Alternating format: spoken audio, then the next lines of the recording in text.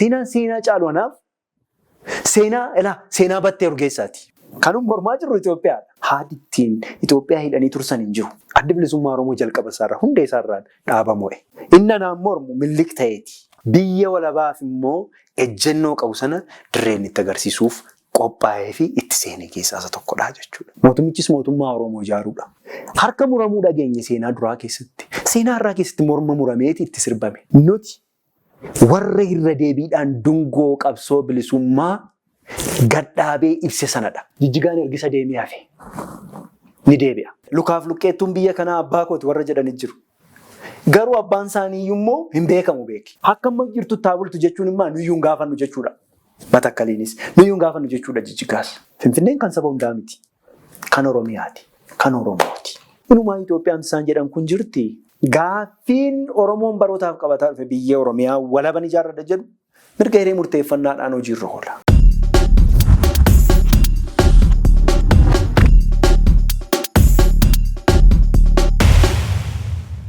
Haala kana keessatti filannoo bara kanaa irratti hirmaachuudhaan bu'aa akkamii argachuuf yookiin bu'aa akkamii argamsiisuuf kan filannoo kana irratti dhiyaatan?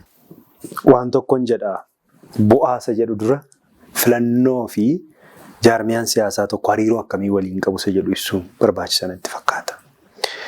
Qabsoo siyaasaa adda bilisummaa Oromoo qabsoon gosa adda addaadha kan inni gaggeessaa ture seenaa qabsoo isaa keessatti. Qabsoo hidhannoo, dippiloomaasii fi qabsoo karaa nagaallee gaggeessaadha kan ture. Gaggeessaa irratti immoo qabsoo adda bilisummaa Oromoo ABO'n filatee jiru qabsoo karaa nagaa kan meeshaa maleessadha. Kanaaf hariiroon qabsoon karaa nagaa fi filannoon qabu hariiroo walqixa deemudha. Kana jechuun dhaabi siyaasaa tokko aangoo siyaasaa argachuuf qofatu hin ta'e kan inni filannootti dhiyaatu rakkoo sirnaa, rakkoo gitbittaa qabu fi imaammata ofiin qabu kan dhaabni siyaasaa tokko ittiin agarsiisu waltajjii argate hundattidha. Adda bilisummaa Oromoo ABO'n nuti gaafa filannootti seena jennee achi as jalqaba isaarraa kaanee haalota jiran tilmaamnee rakkoowwan jiran qorannee qo'annee itti deemnu rakkoowwan hin jiran jennee miti. Nuti garuu rakkoodhaaf furmaata gidduu riqicha. Uniyyuu immoo furmaata. Riqicha qofatu hin taane adda bilisummaa Oromoo furmaata. Furmaata gaafa jennu garuu waan uummataaf qabannee jirru.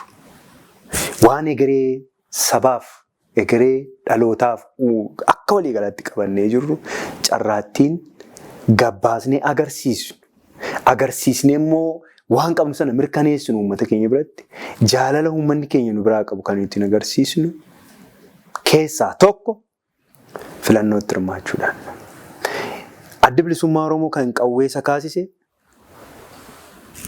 dirreen hundi gaafatti cufamudha. Har'as dirreen hundi adda bilisummaa Oromoodhaaf banaa ta'e innaa miti kan nu qabsoo filannootti seenne. Garuu carraawwan xiqqaa argame adda bilisummaa Oromoo yeroo hunda carraawwan xiqqaatti argaman sana gara bu'aatti jijjiireeti kan inni seenaa qabsoo isaa keessatti gaggeessaa ture. Kana jechuun hundeeffama isaarraa ka'ee maal keessatti hundeeffame ABO'n rakkoo keessatti hundeeffame, rakkoo keessatti guddate, rakkoo keessatti dagaage. Onnee uummataa keessatti immoo waajjiratu hin taane mana argate. Sanuu uummata Oromoo keessatti jechuudha. Kanaaf carraa nun qabnutti gargaaramne uummata keenya bira ga'uun filannoo kanatti dhimma ba'udha. Inni lammeeffaa immoo bu'aa nu argannu inni lammeeffaan uummata biratti argamuu qofatu hin taane waan uummatichaaf qabannee jirru uummatichaatti agarsiisudha. Addunyaadhaan immoo barootaaf kan adda bilisummaa Oromoo irratti tuullaa sobaa kan ittiin jigsine. Tuullaa sobaa kan ittiin jigsuuf immoo filannoo kanatti hirmaachuun waan nu akeekkanne karoorfannedha jechuudha. San qofa miti. Sanarra darbee inni sadaffaan sirni kun waan inni godhaa tureef godhaa jiru sirna jennu Itoophiyaan dabalatee Itoophiyaan illee sirna waan taateef sirna Itoophiyaan itti ijaaramte kanaaf akka isheen itti uummata Oromoodhaaf akkuma waliigalaa immoo saboota cunqurfamoo biraa qabattee jirtu saaxiluuf illee filannoo kanatti hirmaachuun bu'aa tokkodha jechuudha. Filannoon furmaata otoo hin taane tools yookaan immoo meeshaa tokko filannoon meeshaa ittiin rakkoowwan ammaa kanas ittiin saaxiltu agarsiistu ittiin immoo dhugaa qabdu raggaasistudha jechuudha. Kanaaf nuni dhugaadha filannootti hirmaachuun aangoo siyaasaa gonfachuuf. Adda Bilisummaa Oromoo jalqaba isaarraa hunda isaarraa dhaaba mo'e. Akka inni mo'u kan isa godhe immoo imaammata inni qabatee jiru. Akka inni mo'u kan isa godhu immoo akka itti Oromoon adda bilisummaa Oromoo fudhatee fi akka itti Oromoon adda bilisummaa Oromoo wajjirraan hiriiree jiru akeeka adda bilisummaa Oromoo wajjirraan hiriiree jiru baroota 50 ol walakkaa jaarraadhaaf geggeesse kan. Walakkaa jaarraadhaa ol mitiiti waggaa adda bilisummaa Oromoo hin jiraatiin yookaan waggoota muraasa keessatti dhaabbileen siyaasaa ijaaramanii seenaa ta'an hedduutu jiru. Ayyaantummaa adda bilisummaa Oromoo qaba ayyaantummaa Oromooti. Ayyaantummaan Oromoo immoo kan Oromoo tiksee geggeessee baasee bobbaasee galchusan. Ayyaantummaa kanatu warra adda bilisummaa Oromoo qabatee jiru. Ayyaantummaan kun immoo tasa kan dhufe miti. Darbaa dabarsa kan dhufedha. Darbaa dabarsa waan dhufe sana gara bu'aatti jijjiira. Bu'aa nu argannu inni guddichi sadan nama kaaseen addatti immoo nuti ABO'n waan nu qabnu kan lafa keessaa Oromoon qabu kan qilleensa keessaa Oromoon qabu kan samii keessaa akka waliigalaatti leecalloo Oromoon qabu kana tiksuuf waan Oromoo irratti qisaasama geggeeffamaa jiru kana saaxiluun mataansaa waan arganudha. Inni biraa immoo kan Oromoon murteeffatudha. Kana jechuun filannoon dhugaadha. Akka adda bilisummaa Oromoo batutti akka nunillee keessa jirru argaa jirrutti haqa bilisa hirmaachisaa haala hanjaa qabu hin jiru hin turre biyya kana keessatti. Garuu adda bilisummaa Oromoo murannoo dhugaaf qabu. Akeeka dimokiraasiif qabu. Biyya walabaaf immoo ejjennoo qabu sana dirreen itti agarsiisuuf qophaa'ee fi itti seenee keessaa isa tokkodha jechuudha. Kana bu'aa nuun argachuudhaaf itti seene. Adda bilisummaa Oromoo furmaata kan jedhu yeroo duddaatti gama keessanirraan dhaga'ama. Gama adda bilisummaa Oromoo irraa adda bilisummaa Oromoo furmaata rakkoo biyya kanaa akka ta'eetti ibsama. Isinillee jalqaba ammas akkuma kaastetti adda bilisummaa Oromoo ofiisaayyuu furmaata kan jedhudha kan kaaste. Dabalataanis jalqabumarraa kaasee adda bilisummaa Oromoo dhaaba mo'edha yookiin immoo injifatedha kan jedhudha. Kan ammoo imaammata dhaabichi qabatee jiru wal qabsiistee kan kaaste. Humnoonni siyaasaa biyya kana keessa jiran qaamonni adda addaa akka ammaa adda bilisummaa Oromoo jedhu kanatu hin taane yookiin immoo akka ammaatti jettu kanatu hin taane adda bilisummaa Oromoo qaama rakkoo biyya kanaatii jedhanii kanneen ibsanii jiru. Dhaaba immoo hidhatu hin taane dhaaba rakkoo yookiin immoo dhaaba ilaalcha bara 1960mootaa keessatti sammuusaa hidhee jirudha. Haga irraallee kanneen jedhanii jiru. Kunis immoo sagantaa dhaabichaa hojii wal qabateeti kan isaan kaasanii. Isa kanarratti akkamitti dhaaba furmaata akkamii ta'uu danda'a? Akkamitti dhaaba mo'edha jechuu dandeenya? Dhaaba mo'edha ammas irra deebi'ee waan mirkaneessu. Sababan qaba dhaaba mo'edha kan hin jedhuuf. Dhaaba mo'edha kan jennuuf sababa qabna. Innis adda bilisummaa Oromoo maarratti hundeeffame kan jedhu akka nu ilaallu nu dirqisiisa. Jalqaba sirna saacca. Sirna gadaatuu cabe. Sirna safuuf safeeffannaa isaa cabe. Sirna isaarra darbee nama isaa ajjeesuuf dhabamsiisuurra darbee saree Oromoon qabu ganda keessaa irratti labsii darbe. Sareen kun waan balleessite hin qabdu farda gaarii isaatu irratti labsiin darbe. Addi bilisummaa Oromoo qabsoo faffaca'aa Oromoon roga maraan geggeessaa ture sana bakka tokkotti fide. Maalti dhibeennaan Oromoon qabsoo geggeessaa ture? Mirga cabe, mirga dabe, dhugaati caccabe. Dhugaati iddoodhaatii sarbame. Kanaafoo mirgi hin dulloomu. Mirgi dulloomee jira biyya lafaa irratti. dhugaan bobbose jira biyya lafaa irratti. Mirga Oromoo dabe sana iddootti deebisuudha akeeka qabsoo bilisummaa Oromoo. Labsiin asirratti Oromoo irratti labsame kun Oromoo irratti tun taane farda Oromoo irratti haa ta'u saree Oromoo irratti kan jettu kana labsii akkamiiti kan irratti darbe? Mirga Oromoo kan sarbame kuni isa kam ifatti kan akka uummanni hubachuu danda'u? Mirga Oromoo sarbame mirga abbaa biyyummaa sarbame Oromoon. Mirga qabeenya isaa irratti abbaa ta'uudha sarbame. Mirga sirna isaadhaan of geggeessuu sarbame. Mirga sirna bulchiinsa mataa isaa qaba. Kan hunda galeessa waa hundaan guutuu ta'e sirna gadaa. Gadaan labsiidhaan kan inni akka inni bakkaa bakkatti faca'uu fi akka inni baduuf kan labsii labse. Kan kana labse immoo eenyu? Hundeeffama Itoophiyaatu labse. Hundeeffamni Itoophiyaa Impaayirri Abisiiniyaa labsiin ni labsedha. Labsiin impeeraalizimii Abisiiniyaan Oromoo irratti labsite kun fi saboota cunqurfamoo biraa irratti labsite waan sabooti qabanii fi sirna sabooti qabanii fi qabeenya sabooti qaban beekumsa sabooti qaban irratti kan labsamedha. Beekumsa sana yoo danda'an of godhachuu saamuu jechuudha. Yoo dadhaban immoo seexaneessuu yookaan immoo diinomsuu. Oromoof qabeenya fardisa. Oromoof qabeenya sirnisa. Sirni gadaa, sirni ateetee, sirni siiqee. Anuu murii kootti kan hin arge. Ateetee facaafannaan sirna ormaati jedhamee afaan jaraatiin baadaa milkoo jedhanii yeroo isaan itti okoleedhaa fi waan ittiin sanbata dhaabbataniif waan ittiin mijuu dhaabbatan yeroo isaan itti harka uummataadhaa facaasaa turan kun labsiin ta'e sirna kanadhaa jechuudha kan cabse. Sirni kun cabsee sirna Oromoon ittiin barootaaf jiraatu kana cabsee sirna biraadhaan sirna Oromaan bakka bu'e. Har'atti sirna isa kamtu Oromoodha. Sirna impeeraalizimii kanamoo sirna Oromoon darbaa dabarsaan dhugeeffannaaf dhugaanni qabu kanadha. Sirna kanatu cabe. Farda Oromoos yookaan saree Oromoo qe'ee Oromoo irratti labsiin labsame kan hin jedhe labsii sanarra dhaabbatee har'a impaayiratu ijaarame. Impaayirri ijaarame kunoo of jijjiire. Qabsoon bilisummaa Oromoo waan sirni ijaareef sirna irratti. Waan sirni ijaare maali? Sirna cabsee sirnatu sanuu sirna dadhabaa kan tumsa biyyoota hambaadhaan tumsamee jiru. Faransaayiin yookaan Portugaaliin yookaan immoo Biriteeniin tumsamee gaanfa Afrikaa irratti dantaa isaanii eegsifachuu fedhamee sirna dadhabaa Oromoo cabsanii irra dhaabanii warra deemedha.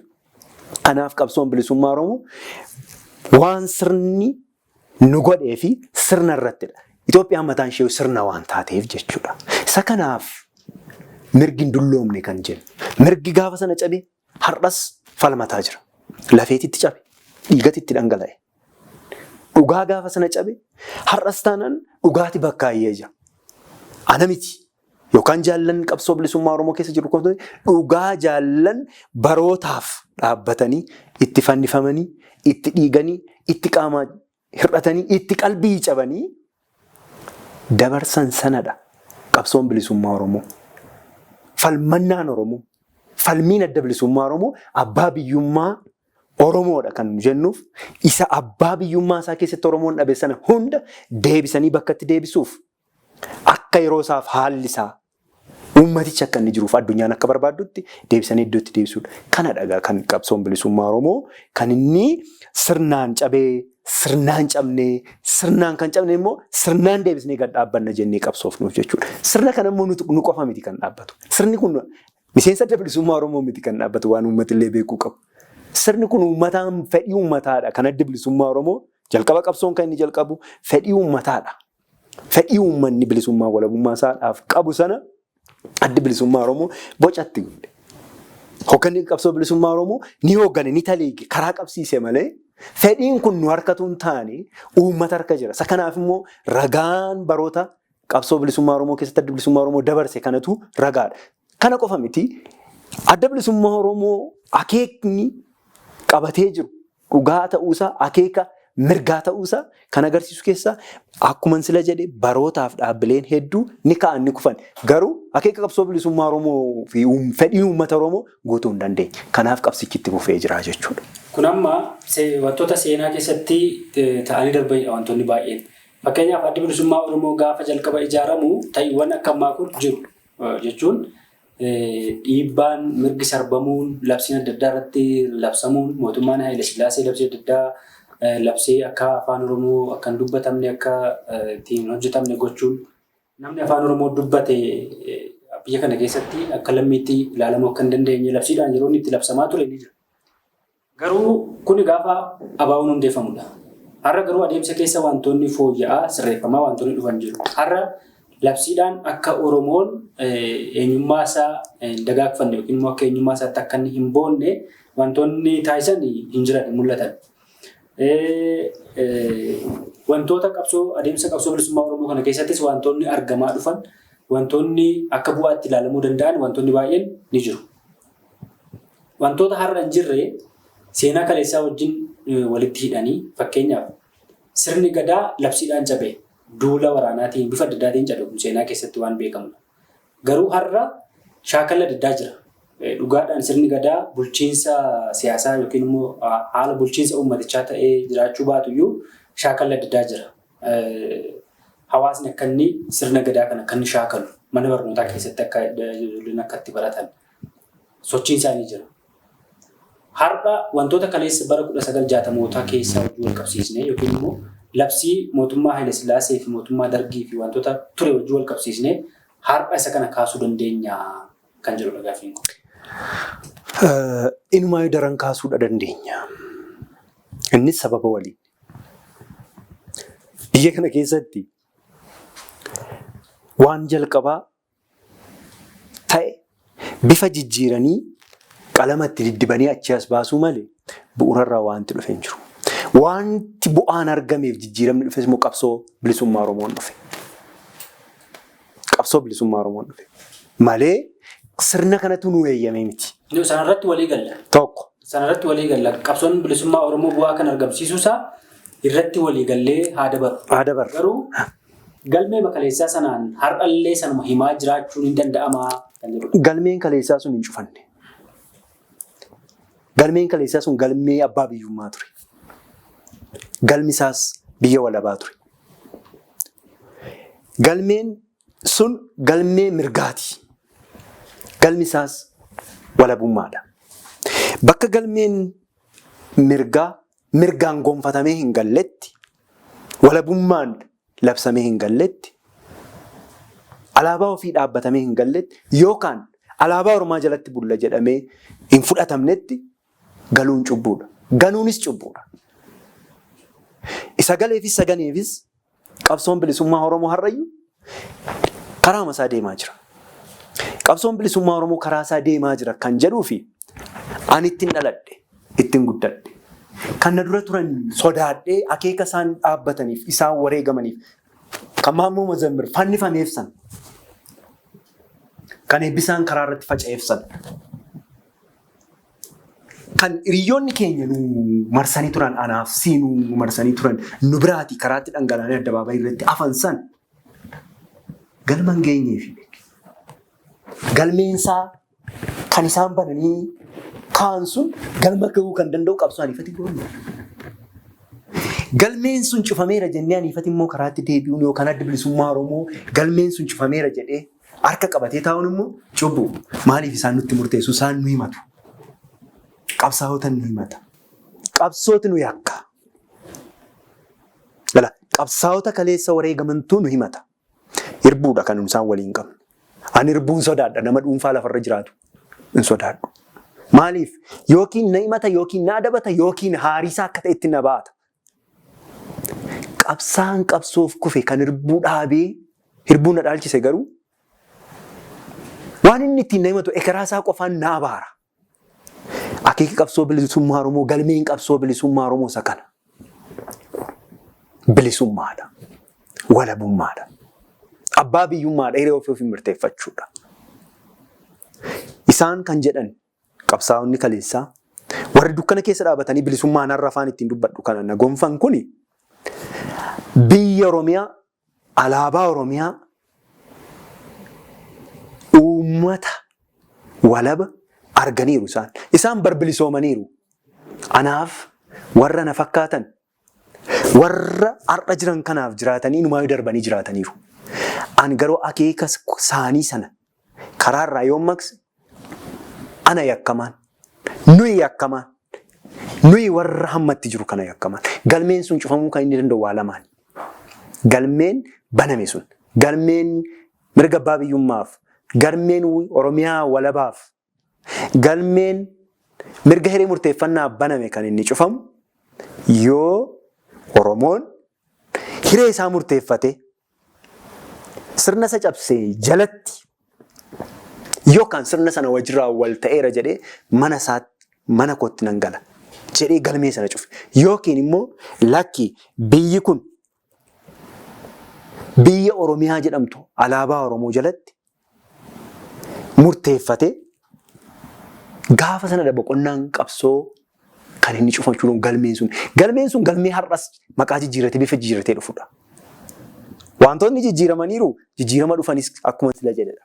Garuu jijjiiramoonni kun baay'een isaanii fakkeessiidha. Keessa isaanii gaafa laallu sirna isa cabse sanatu ittiin afaan faajjiif karaa maqsuuf ittiin micciru. Har'a yoo laalle qabsaa'onni qabsoo bilisummaa Oromoo impaayiriitii keessatti yookaan immoo biyyattii keessatti galata hin qabani beeke. Seenaan isaanii seenaa baaqee jedhamee haasa'ama. Anaaf seenaan seenaa caalu seenaa gootummaa Maammoo Mazammirii. Seenaan seenaa caalu seenaa gootummaa Baarotumsaati. Anaaf ka Oromoofi dhaloota koofi. Seenaan seenaa caalu anaaf seenaa Battee Urgeessaati. Seenaa caalu Hundeessaati. Seenaan seenaa caalu anaaf seenaa Riyaa Kooti, seenaa Maammoo Baqqalaati. Akkan akkas jedhu kan na godhu galmee sanatti hin cufne. Warra galmee sana cufuuf galmeen sun galma haa ga'u jedhamee warra dhiigaan seenaa isaanii barreessanii darbanidha. Yoo nani galmeen sun cufame jedhee yookaan sobee yookaan akka tokkotti galmeen sun cufameera jedhe isaantu na gaafata. Isaantu na himata. Dhala kun na abaara. Dhala keessi abaara. Dhala isaanii nu abaara. Kanaafidha galmeen qabsoo bilisummaa Oromoo cufachuu kan danda'u mirga hiree murteeffannaa uummata Oromooni. Haga kana hin taanetti galmeen sun hin cufamu, boqonnaan qabsoo hin dhaabbatu, jijjiiramuu danda'a, qoraan qabsoo dabalachuu danda'a, bakka narra jiru taa'ee haasa'uu dhiisuu danda'a, bakka narraa haasa'u kan kaleessa ture Gadaa Gammadaadha. Boor immoo Gadaa Gammadaa biraan dhufa. Angaruu dirqama koon baataa jira. Dirqama koo haala argadhe keessatti. Dirqama isaa jaalli koo haala argate keessatti kan baatudha malee galmee cufuuf utuu hin taane galmeen sun murtee akka argatuuf warra qabsaa'u nuti. Kanadha waan dhugaan lafa jiru jechuudha.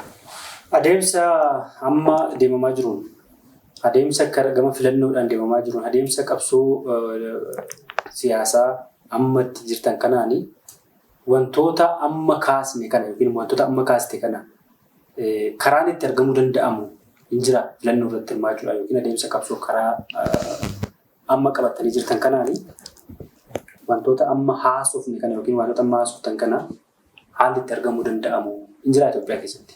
Eeyyee ni jira. Akka tokkottis akka biraattis. Har'a kaleessa miti. Har'a dirree nurratti baanee haasawaa jirru miidiyaalee impaayiriitti qabdu irratti gaafa baanee haasawnu kaleessa dookumentarii dhaabbileen nurratti hojjetaa turaniin. Har'arra waan tokko gara fuulduraatti bunneera. Kana jechuun uummata keenya burjaajeedha jira waggoota darban kan torban keessa. Inumaayyuu Itoophiyaan siif ijaaramte kan jedhu jira har'a. Itoophiyaa si cabsitee sirriitti ijaaramte irratti. Kaleessa ture gaaffiin Oromoo malee har'a gaaffiin Oromoo deebi'eera kan jedhu jira. Dogoggora, cubbuu, qabsaa'otatti baacuudha, qabsoo kijibuudha, qabsoo sobuudha. Maaliif? Dhugaadha qabsoon keenya jenneerra, mirgi keenya rirmi nyaatu jenneerra. Mirga rirma nyaatu baadhatee manaan baane Oromoon. Qabsoon bilisummaa Oromoo adda bilisummaa Oromoodhaan hoogganamu immoo mirga Oromoo hanga inni galma gahuuttidha jenneerra. Har'as filannoo keessatti hirmaannu nuti riqicha furmaataa fi rakkoo gidduudha jenneerra. Gaafa filannootti hirmaannu immoo waadaa keenya, irbuu keenya haaromsinee akka dhaabaatti qofa miti nuti kan seenne. Akka baataa furmaataatti, akka baataa waadaa qabsaa'otaatti. Waadaa qabsaa'otaa galma gahuu kan dandeenyu immoo mirga hiree murteeffannaa uummata Oromoo jenneerra. Har'as taanaan waan nu goonu maali? Waan nuti jirru maali? Nuti xumura miti filannoon Oromoodhaaf yookaan adda bilisummaa Oromoodhaaf filannoon kun furmaata sadhumaa miti. Garuu furmaata rakkoo jiruuf riqicha. Meeshaa tokko. Meeshaa tokko gaafa jennu maal jechuu keenya? Filannoo kana booda uummati mirga hiree murteeffannaa isaadhaaf yeroo inni itti rifereendamiidhaaf deemu hiree uumuu danda'a. Boqonnaa hireen uummanni hiree isaa ittiin murteeffatu qofatu hin taane burjaajii keessaa ittiin bahu. Boqonnaan kun boqonnaa dungoo qabsiisuu, irra deebii dungoo qabsiisuudha. Mooraa qabsoo bilisummaa Oromootti boqonnaan nuti filannootti seenne. Du'uu, ajjeefamuu, addabaabayii irratti ajjeefamuu ni dhageenye malee nuti bara kana kan agarre. Addabaabayii irratti reeffa harreen baadhattee deemu seenaa qabsoo bilisummaa Oromootti keessatti hin dhageenye. Harka muramuu dhageenye seenaa duraa keessatti. Seenaa irraa keessatti morma murameeti itti sirbame. Nuti warra irra deebiidhaan dungoo qabsoo bilisummaa gadhaabee ibse sanadha. Gaafan akkas jedhu sababa waliini. Danqaa mooraan qabsoo bilisummaa Oromoo keessa jiru burjaajiiwwan hedduu keessa dabarsee waggoota 7 kan tarii jaallan warra bu'uureessan irraa hargee namootan dhagee muraasa. Warri sun garuu burjaajii kanaa olii keessa waan turan hin se'u. Har'a irra deebi'anii adda bilisummaa Oromoo akka ijaaruutti yaaduu danda'uudha qabnan filannoo kana. Filannoo keessatti bu'aa argamu inni rakkoo hin qabu. Garuu bu'aa filannoodhaan teessuma argachuun adda bilisummaa Oromoo hangomsuudha qabsoon bilisummaa Oromoo. Oromoo hangomsu yoo ta'e immoo jalqaba hidhannoo siyaasaa akeeka xaliila uummata hidhatee ture warra harkaa burjaajessee fi warra harkaa gate san deebistee itti karaa irratti fiduudha. Isa kana irratti immoo milkaa'eera. Filannoo dura injifanneerra nuti. Maaliin waan barbaannu uummata keenyatti himuudhaan jechuudha. Kanaaf akeeka sanaaf daran bu'aa kan dabalu malee bu'aa kan hir'isumin. Irra deebi'ee ammas nan jedha nuti warra dungoo qabsoo bilisummaa Oromoo irra deebiin dhaabbatee ibse. Gaafan akkas jedhu dirree adda addaa irratti dhiiga isaanii immoo warra dungoo ibse hin dagadhu. Warra dhiiga isaanii boba'aa ifa bilisummaa godhan immoo yoomna yaadataan kabajaa. Isaan malee jireenyi qabsoo bilisummaa Oromoo fi uummata Oromoo duwwaa waan ta'eef kun kabajaa waliin isaanii. Kanaaf bu'aan argamu hedduu han arganne an barbaannu sana hamma barbaannu deemne. Gara fuulduraatti immoo kanaa ol ammas ni deemne jedhee nam tokko sagalee uummata Oromoo har'a impaayiritii keessatti dhageessisaa jiru. Sagalee Itoophiyaa kan dhageessisaa jiru. Sagalee Itoophiyaa immoo Oromoon waggoota 150 oliif quufeera, nuffeera, nuffeeti.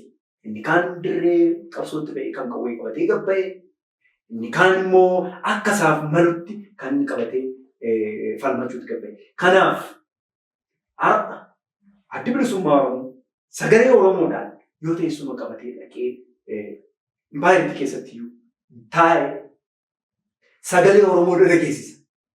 Sagalee Oromoo ni dhageessisu kun immoo ammas sadhumaa miti, furmaata miti. Mirga hiree murteeffannaa Oromoof Oromoon yookaan uummati yoomiyyuu hin dogoggoru. Sagalee isaa dhageessisee bakka inni itti dhugaa isaa mirkaneeffatuuf riqicha ta'a jechuudha. Isa kana biratti qofa miti. Har'a impaayiruma jedhamu kana keessattuu bakka bu'aa kan hin qabne jira. naannoo filannoo ayyaanaa kan itti dorgomu dabalate godinaalee Wallagga Bahaa irra jireessa naannoo filannoowwan hedduu godina Horroo Guduruu Wallaggaa akka waliigalaatti jechuun bifa nama dandeessisuun godina Qeellam Wallaggaa akka waliigalaatti bifa jechuun nama dandeessisuun akkuma kanallee Wallagga Lixaa yookaan Gimbii fi naannoo sana waan jiru filannoo marsaa darbe keessatti hin jiru. Namni achi keessatti qooda fudhate namoota muraasa arginullee sirna dhaadheessuurraan kan hafe rakkoo ummatichi keessa ba'e kan fudhatee Itoophiyaa keessattuu waliin haasa'e hin jiru. Rakkoo duu buqqaafamu, hajjeefamu har'a dachee magariisa Oromiyaa miidhagaa waan itti kennite dachaan sii deebisu san qotee irraa deebisu bifa labsiidhaan qonni haa dhaabatu jedhamu bifa fakkaatuun irra qonni galaa hin jiru. Ummati waraana qoonqoodhaan waraana sichaa dhukaafamu qofa miti. Waraana qoonqoodhaan uummata keenya of harkaa akka baalaatti nurkaarceera. Uummata keenya silaa darbee ormaa jiraachuu danda'uuf jiraataa ture sanayyuu akka kanaatti dhabaa jira. Isa kanaaf immoo sagalee uummaticha bakka bu'aa hin qabne kanaa keessatti adda bilisummaa Oromoo yoo deemee haaluma sana keessattuu yoo bakka bu'e yeroo inni itti sagalee sana geessu malee yeroo inni itti sagalee dubbatameef harka rukutee waltajjii sanarraa galu hin jiraatu. Kun seenaa qabsoo bilisummaa Oromoo adda bilisummaa Oromoo hoogganuu keessattis harka walii rukutanii harka hambaa rukutanii galuu hin jiru. Utuu jiraateetii bara 1980 gaafa yookaan Ziyaad Baareetti citee yookiin immoo Itoophiyaa waliin ta'ee jiraata ture qabsoon bilisummaa Oromoo. Sana keessa yoo darbe har'as yeroo lammaffaadha dungoo qabsiisuu kan hin jedhuuf kana waliif haalota akkasii fi daangaan Oromiyaa haalaan ammammoo bifa kana dura hin beekamne isa kan dura cicciteen addatti saamichaaf yeroo abbalamu Oromoo irratti ammayyuu dhaabiitti waraanni yeroo labsame kana keessatti addi bilisummaa Oromoo filannoo kana keessatti yoo hirmaate carraa Oromootti dhufaa jiru rakkoo uummata Oromootti dhufaa jiru kan Salaalee Darraa Kuyyuudhaan dhufe kan Cinaaksaniin dhufe kan Walloodhaan achi barootaaf irra ture kana yeroo inni itti irraa aanu malee yeroo inni itti harka kennee galu miti. Kana keessatti immoo Oromoon ammas gatii inni baaseef bu'aasaa argamsiisuuf malee namni dhuunfaa karavaatii godhatee dhaqee abbootii irreef harka rukutee dirreen itti galu miti jechuudha. Adda bilisummaa Oromoo yoo sagalee uummataan filamee bakka sagaleen uummataa jedhe sana taa'e namoota dhuunfaa dantaa dhuunfaaf dhaabatan miti kan arra filannoodhaaf dhiyaatee jiru. Warra dantaa dhuunfaarra darbee an uummatichaaf jiraatudha. Kanaaf walumaa gala bu'aan filannoo kanarraa argama jennee yaannu kan lakkoofsaan har'atti walii himnu tun taane baay'ee filannoo booddee kan walii himnu ta'ee garuu gaafa murteeffannu gaafa filannoo kana keessaa maaltu argama jedhu bu'aa xixiqqaa kana miti bu'aa gurguddaawwan hedduu abballeeti. Sagalee isaa qofatu hin taane ajjeefamtee reeffa yeroo itti hatamtee sadarkaa paarlaamaa Oromaa keessatti yeroo itti yemmuu jira. Seerri sirratti akka hin fe'amneef immoo dantaa abbootii irreedhaaf seerota ba'anillee bakka itti falmachuu dandeessu. Isa kanaafidha. Okay, amma sagalee uummataa dhageessisuudha moo mootummaa ijaartanii bulchiinsa biyya kanaa yookiin bulchiinsa siyaasa biyya kanaa sirreessuudha kan itti seenaa jirtan? Mootummaa ijaaruudha. Tun sagalee uummataa dhageessisuu kan jedhu. Sagalee uummataa qofa miti itti deemaan jira gidduu seente malee. Mootummaa ijaaruudha. Mootummichis mootummaa Oromoo ijaaruudha. Mootummaa addi bilisummaa Oromoo hoogganu ijaaruudha. Kana jechuun akkamitti? Haalota nama jedhe jira. Haalonni namaa kuni gara mootummaa Oromoon barbaadu sana ijaaruutti kan nama geessan. Mootummaa Oromoon ijaaruu barbaadu immoo abbaa biyyummaadha. Mootummaa Itoophiyaa kana keessattis haa ta'u mootummaa Oromiyaa biyya Oromiyaa jedhamtu ijaaruuf hanga mootummaa Oromiyaa ijaaruu geessutti illee mataasaa mootummaan aangoo siyaasaa qabaachuudha qabda. Aangoo siyaasaa ittiin rakkoo furtu.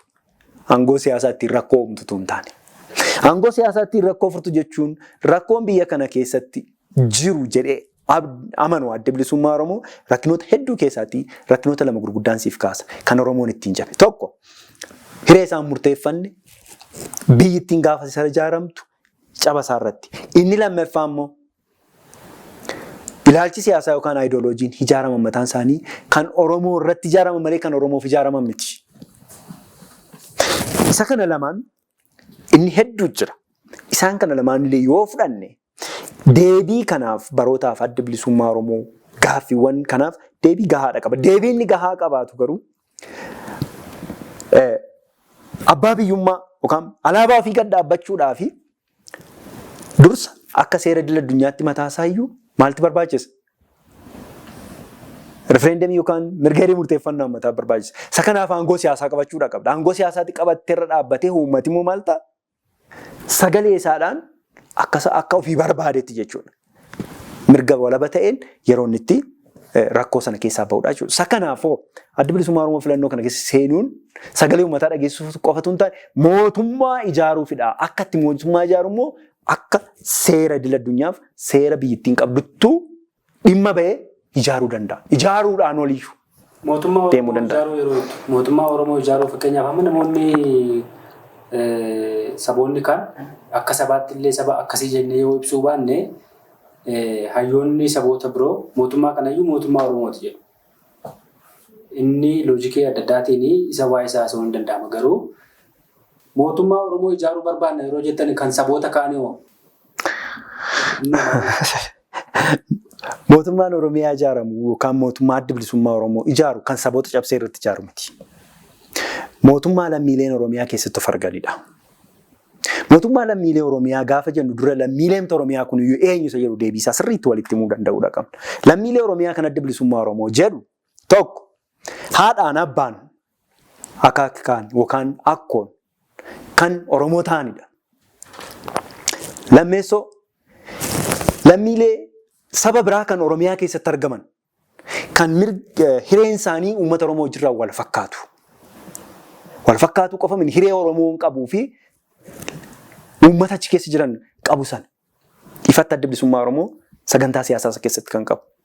Isaaniif dabalatee isaaniif akka ta'utti uummata Oromoodhaaf wanti ta'u lammiilee kanaafis ni ta'a. Maaliif hiree wal fakkaataa waan qabaniif? Mootummaan Oromoo lammiilee biraafis hiree wal fakkaataa qabaata malee Oromoodhaaf qofa Oromoo saboota biraa kan of keessaa dhiibbate lammiilee Oromiyaa keessa jiran biraa kan dhiibbate miti. Mootummaa adda bilisummaa Oromoo ijaarus adda bilisummaa Oromoo mootummaa ijaaruudha akeekisa.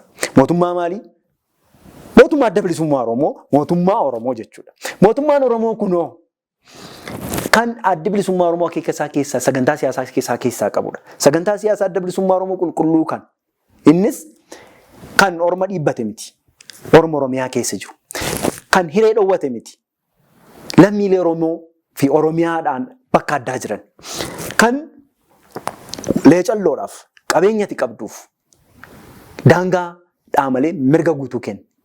Isa kanaa jechuudha kan adda bilisummaa Oromoo mootummaan ijaaru. Malee mootummaa akka impeeraalistoota yabbataachin gizaat yookaan immoo dhaala abboota keenya ristii keenya sinnu jalatti bultu mootummaa jedhu ijaaramine adda bilisummaa Oromoo. Walqixa taanee bulla jedha mootummaan adda bilisummaa Oromoo. Mootummaan adda bilisummaa Oromoo kun maddi isaa immoo mootummaa Oromoo ta'ee akkamitti mootummaa walqixxummaa ta'uu danda'a? Akkamitti mootummaa walqixa saboota kaanii ta'uu danda'a? Fakkeenyaaf isin akka paartiitti yookiin akka dhaabaatti paartii biyyaalessaati jechuun akka Itoophiyaatti kan dorgomtan yoo mootummaa ijaartanis adeemsa kana keessatti kan hin dorgomu. Mootummaa Oromoo ijaara jechaa saboonni kaan immoo mootummaa Oromooti jedhaniitu moo mootummaa kooti jedhaniiti kan isaan as keessatti hoogganaman? Saboonni hundumtuu kan keessatti of argan gaafa jennu adda bilisummaa Oromoo kan inni dhaaba biyyaalessaa ta'e dorgomuu fi Oromoo kanatu bakka adda addaatti Oromoon Itoophiyaa keessa qofa yoo taane biyyootuma gaanfa Afrikaa keessatti iyyuu biyyoota adda addaa keessa saba jiru. Kana jechuun mootummaa Oromooti jechuun yookaan mootummaan Oromoo sirna Oromoo irratti ijaarama baay'ee waan hubatamuu qabu. Sirna Oromoo maal sirna gadaati. Sirni gadaa immoo ormaafis firaafis qooda qaba. Qooda guddifachaadhaaf qabu qaba. Qooda samoggaafateef qabu qaba. Qooda charma hoosifateef qabu qaba. Akkasumas gaaffii waan ta'u miti kun. Mootummaan Oromoo ilma gudeedaa caalaa ilma buddeenaaf walqixa kan inni qabu. Ilma gudeedaaf ilma buddeenaa wal qixa qaba. Isa guddifateef isa dhalchee wal qixa ilaala. Addi bilisummaa Oromoo illee sagantaa siyaasaa isaa keessatti mootummaa Oromiyaa gaafa ni ijaara jedhu saboota Oromiyaa keessa jiran kan Oromaa, kan Hambaa hiree wal fakkaataa Oromoo wajjirran qaban kanaaf qooda qaba. Qoodi sun immoo qooda Oromoon biyya isaa irratti qabu qabaataadha. Mootummaa sirna gadaa Itoophiyaa irratti ijaaruu barbaadu jechuudha karaa biraatiin. Akkas miti. Mootummaa Itoophiyaatti laali siif hin dhufa gidduun seeniin. Ilaa wanni kun asirratti ifa sii ta'uudhaa qaba. Itoophiyaa keessatti kan nu hirmaataa jirruuf lammiileen Oromiyaa sirnaan ciccitanii daangaa adda addaa keessatti daangeffamanii jiranii jiru. Fakkeenya Matakkal keessatti ni dorgoma adda bilisummaa Oromoo. Hiree Oromoon Matakkal qabu Wambara Gaalessaa har'a Wambaraaf Gaalessaa Abooteedhaaf Dagam adda baastee ilaaluun cubbuudha. Adda bilisummaa Oromoo bakka Oromoon jiru hunda jira. Har'a sirni kun Matakkaliif Wambara Oromoo irraa adda baasee afaan isaaniin barachuu, aadaa isaaniin boonuu, bakka bu'ummaa dhabuu, utuu afaaniin dubbatanii, utuu anaaf siin waliin dubbachuu danda'anii, ani ittiin barreessaniif, ani ittiin yaada isaanii ibsatan garuu afaan Oromaadha. Sababa kanaaf adda bilisummaa Oromoo Benishaangul Gumuz akka seera biyya kanaatti Benishaangul Gumuz keessatti ni dorgoma.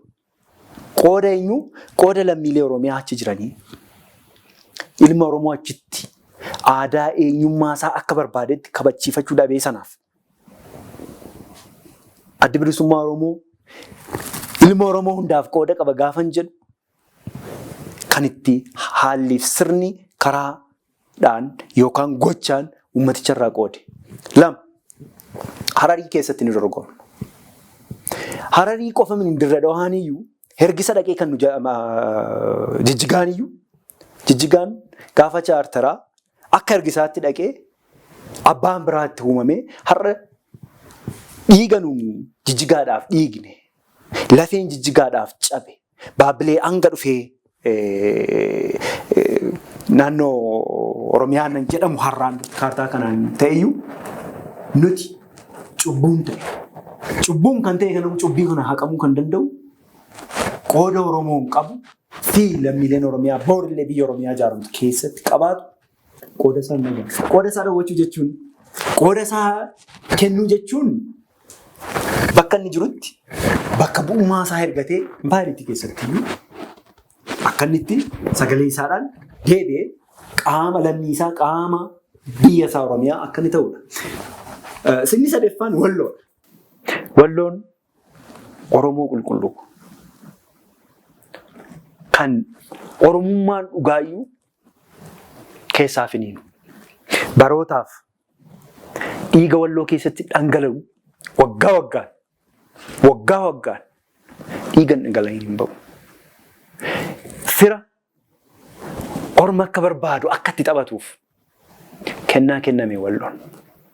Adda bilisummaa Oromoo bakka qoodi Walloo hin jirretti filannootti hirmaachuun cubbuu. Qoodi Walloo tarii haalaan madda bilisummaa Oromoo keessa jirutu hin taane boor biyya Oromiyaa keessattiyyuu qooda isaa ifatti dhaaba lafa kaa'ee jiru. Gaafan akkas jedhu adda bilisummaa Oromoo qoqqoodee kennaa jedhaan jiru. Hundiyyuu adda bilisummaa Oromoo keessatti of arguu danda'uudha qaba. Adda bilisummaa Oromoo ilma Oromooti. Addi bilisummaa Oromoo ilma hangafaa kan roggee Oromooti. Kanaaf bakka impaayiriitii keessatti Oromoon qircamee jiru kana hunda keessaa Oromoo wayitti qabuuf Oromoo wayitti qabee hanga raayyaa zaboo bakkoota kana hundarraa wayitti qabeeti addi bilisummaa Oromoo Itoophiyaa keessatti deema. Itoophiyaa keessatti kan akka kanaatti deemuuf kan isa taasise sirni uummata keenya adda faffacaasee adda qoodee jiru sana bakka inni facaasee jiru sana wayitti qabatee gaafa deemu dirqamatu hin jaallatiitu hin jibbiin daangaa Oromiyaa har'a jirtuttu adda bilisummaa Oromoo namanu. Ifaadha.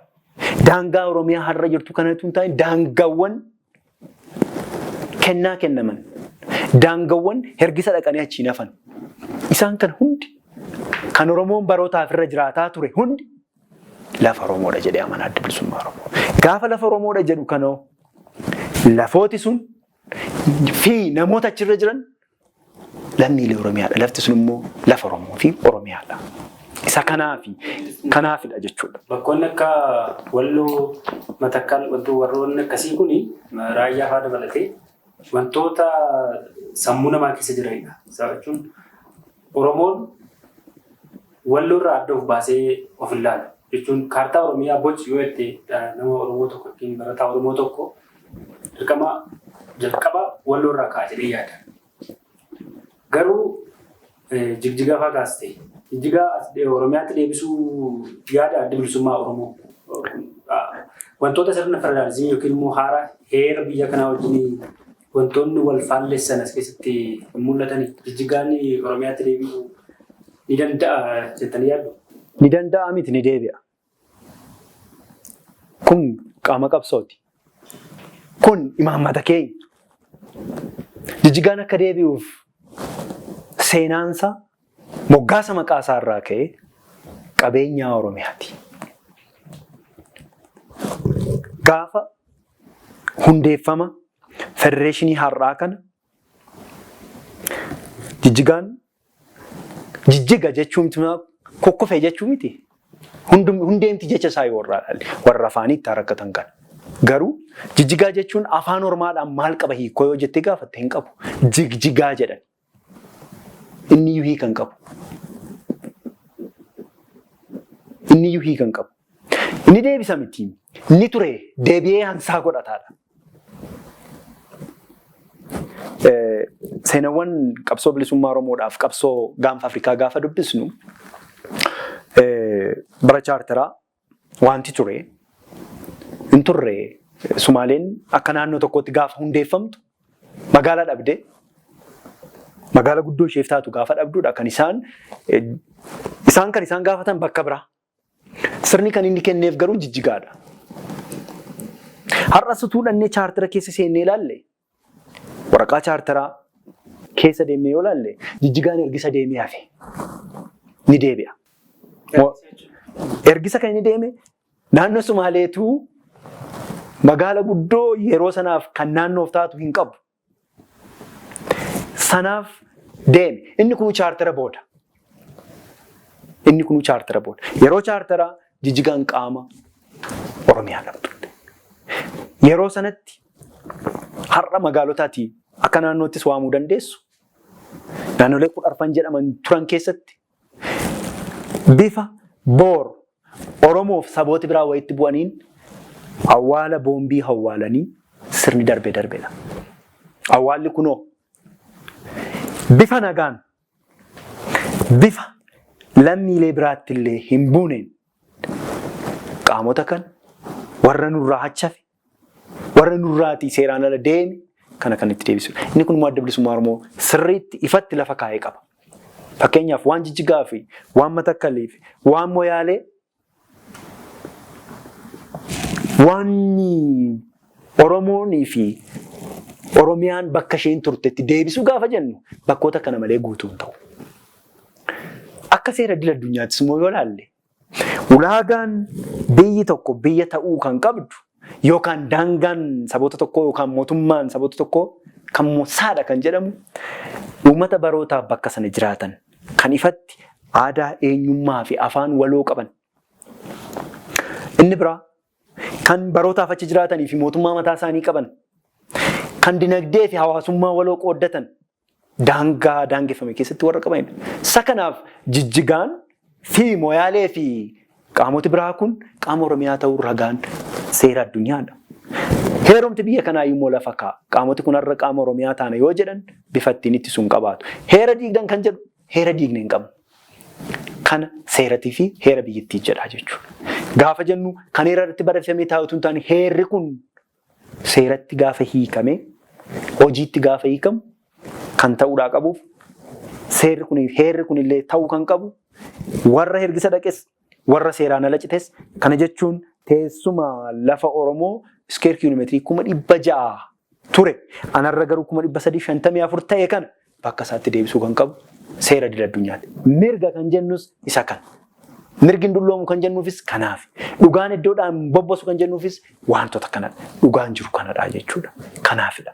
Kabajamtoota hordoftoota keenyaa turtii taasisaa kan jirru qondaala adda bilisummaa Oromoo gaafatamaa sabquunnamtii dhaabichaa Lammii Gammachuu waliin haga xumuraatti akka nu waliin turtan jecha ammallee qophiin keenya akkuma itti fufetti jira. Ajee dhimma filannoo kana keessa otoo hin ba'iin waa'illi keessan yeroo dheeraa isinillee waa'ila keenya jettanii kan yeroo adda addaatti waltajjii adda irratti kan ibsitanii Koongireesiin Federaalawaa Oromoo nuti uummata keenya filanneerra jechuudhaan filannoo bara kanarraa baay'ee of qoqqobeera. Akka galmee paartilee siyaasarraa akka hin haqamneef seera guutuudhaa fi wanti taa'ee jira garuu filannoo kanarratti haga isin deemtan kana deemee hirmaachaa jiru. Haalli isaaniif mijachuu dhiisee filannoo kana keessaa of ittisanii fi haalli immoo isiniif mijatee gara filannootti ittiin seentan duula filannoo adda addaa taasisaa jirtan. Qophii isin taasisaa jirtan maaliin garaagarummaa qabaata? Yeroo kaanii sochiin keessanis tokko, ejjennoon keessanis wal fakkaata. Filannoo samarsaa darbee irratti baatan. Yeroo sana inumaayyuu adda bilisummaa Oromoo dhiibamee filannoo keessaa ba'ee nuti hin hirmaannu jennee hafnee jedhanii Piroofeesar Mararaan fa'aa yeroo isaan ibsan ni jira. Bara kana garuu sochiin kan keessantu baay'ee caalaa jira. Isaan garuu uummata keenya filanneerraa jedhanii filannoo kana keessaa baay'ee of ittisaniiru. Kanarratti yaada maal qabda? Nuti uummata keenya filanneeti. Jalqaba duraa dhaabbileen lamaan hariiroo bareedaa waliin qabaachuun qaama seenaa keenyaati. Garuu dhaaba lama nuti. Waan hubatamuu qabu dhaaba lama nuti. Innis ejjennoo abaaboon fudhatu yoo wal ta'e hin ta'a murtii abaaboon fudhatudha. Kan kaafaa'uun fudhatus kanuma isaaniidha. Haa ta'uti garuu dhugaadha. Filannoo marsaa jaheeffaa irrattis yoo ta'e nuti hanga dhumaa kaadhimamaan galmeeffamuu danda'utti xalayaanis qaamaanis gaafataa turre. Waa tokkoon siif haasaa jaalbatteen guyyaa kaadhimamaan galmaa'u sadhumaa godhe kan miidiyaaleen biyyattii hundi bakka isaan jiranitti godhe akka irra deebitee uummataafis affeertu siinillee deebi'ee affeera. Jaallan hidhaarra jiran kaadhimamaa goonee dhiyeessuu ni dandeenya. Nu eeyyama jenna. Nuu toleennaan miti yookaan sireedhaa sireetti nuu ta'ennaan miti. Garuu qaawwaa xiqqaa argamtee keessatti itti gargaaramuuf carraatti jijjiirummaa adda bilisummaa Oromootti beeka. Nus uummata keenya filanne. Uummata keenyaan jiraanna, uummata keenyaaf jiraanna isa kanarratti. Wanti jiru garuu namni akkuma Oromoon jedhu sana namni duumessa irratti samii eegu, samii irratti duumessa eegu, namni samii irratti duumessa eegu sanyii gumbii keessaa yookaan gootiraa keessaa hin baafatiin hafa jedhan.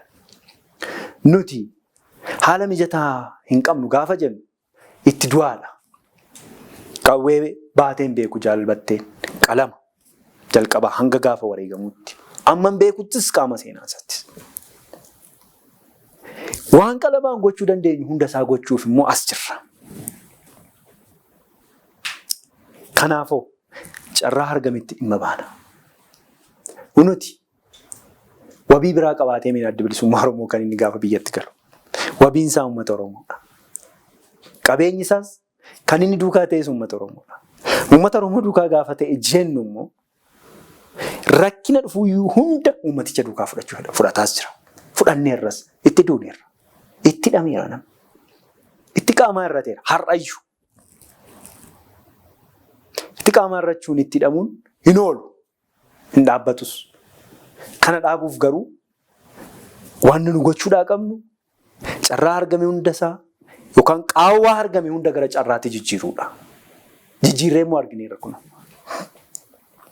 Malee filannoon biyya kana keessatti haqa, bilisa, hunda hirmaachisaa geggeeffamee hin beeku, geggeeffamaas hin jiru ammas taanaan. Rakkinoota hedduu argaa jirra.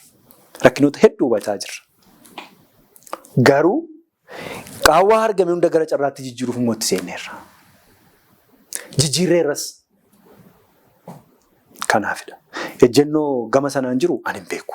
Erga sochii filannoo kanatti seentanii dhiibbaan isinirratti taasifamu yookiin immoo danqaan karaa addaatii isinirratti taasifamu jira erga sochii hedduu jira.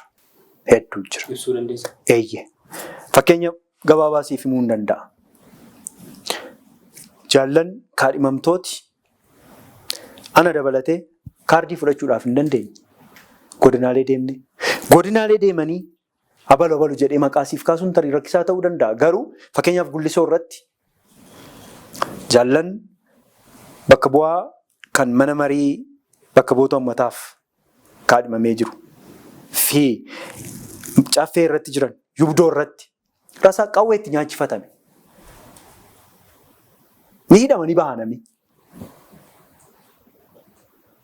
Namni sababa kaadhimamtoota wajjirraa wal argee hidhama. Adda bilisummaa Oromoo garuu qaawwaa sana gara carraatti jijjiiruu ni jedhu ammas akka irra deebitee yaadattuuf akka uummanni irra deebi'ee yaadatu barbaada. Sireetti nuun taaneen jedhe. Waajjira tokkoon kan qabnurra.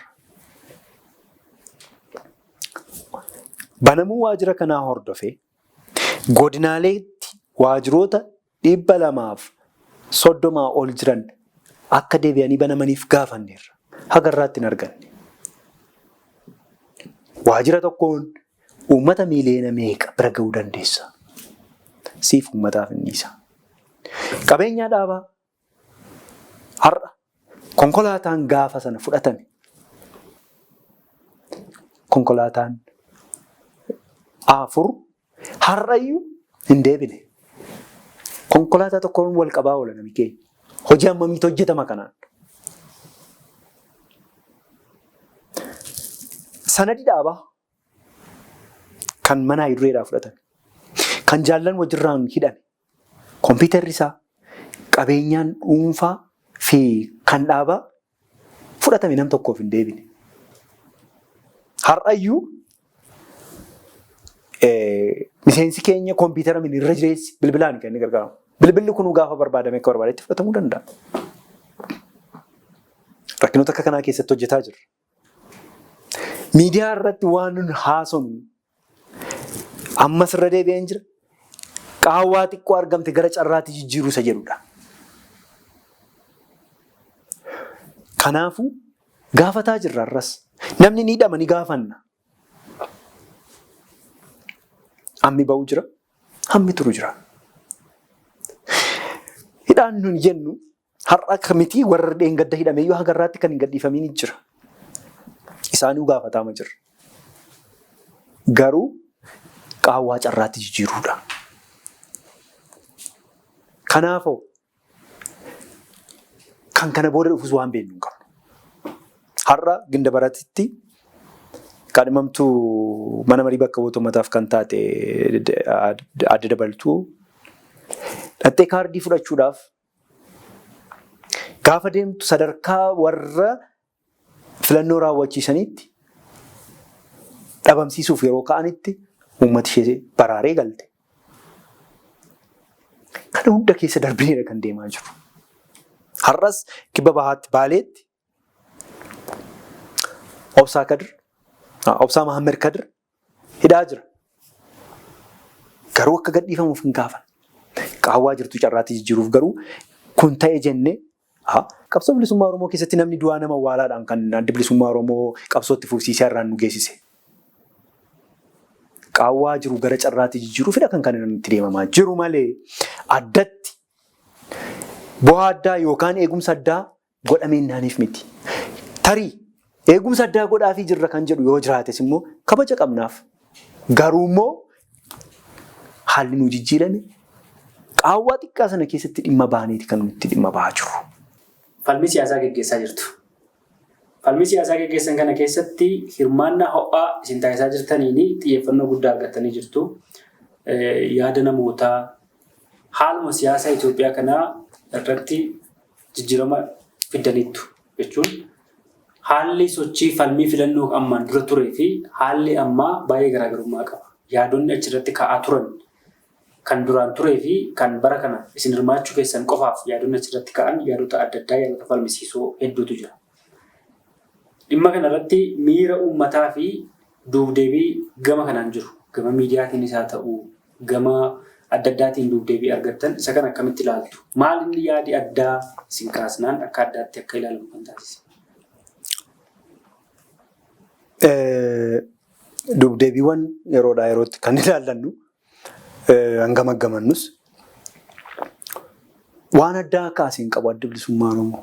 Waan qabu waan ukkaanfamee fi soba Itoophiyaan irratti barootaaf sirna dhufaa darbaadhaan lallabaa baate sana dhugaa sana gabbaasee agarsiisuu uummatattis dubbate.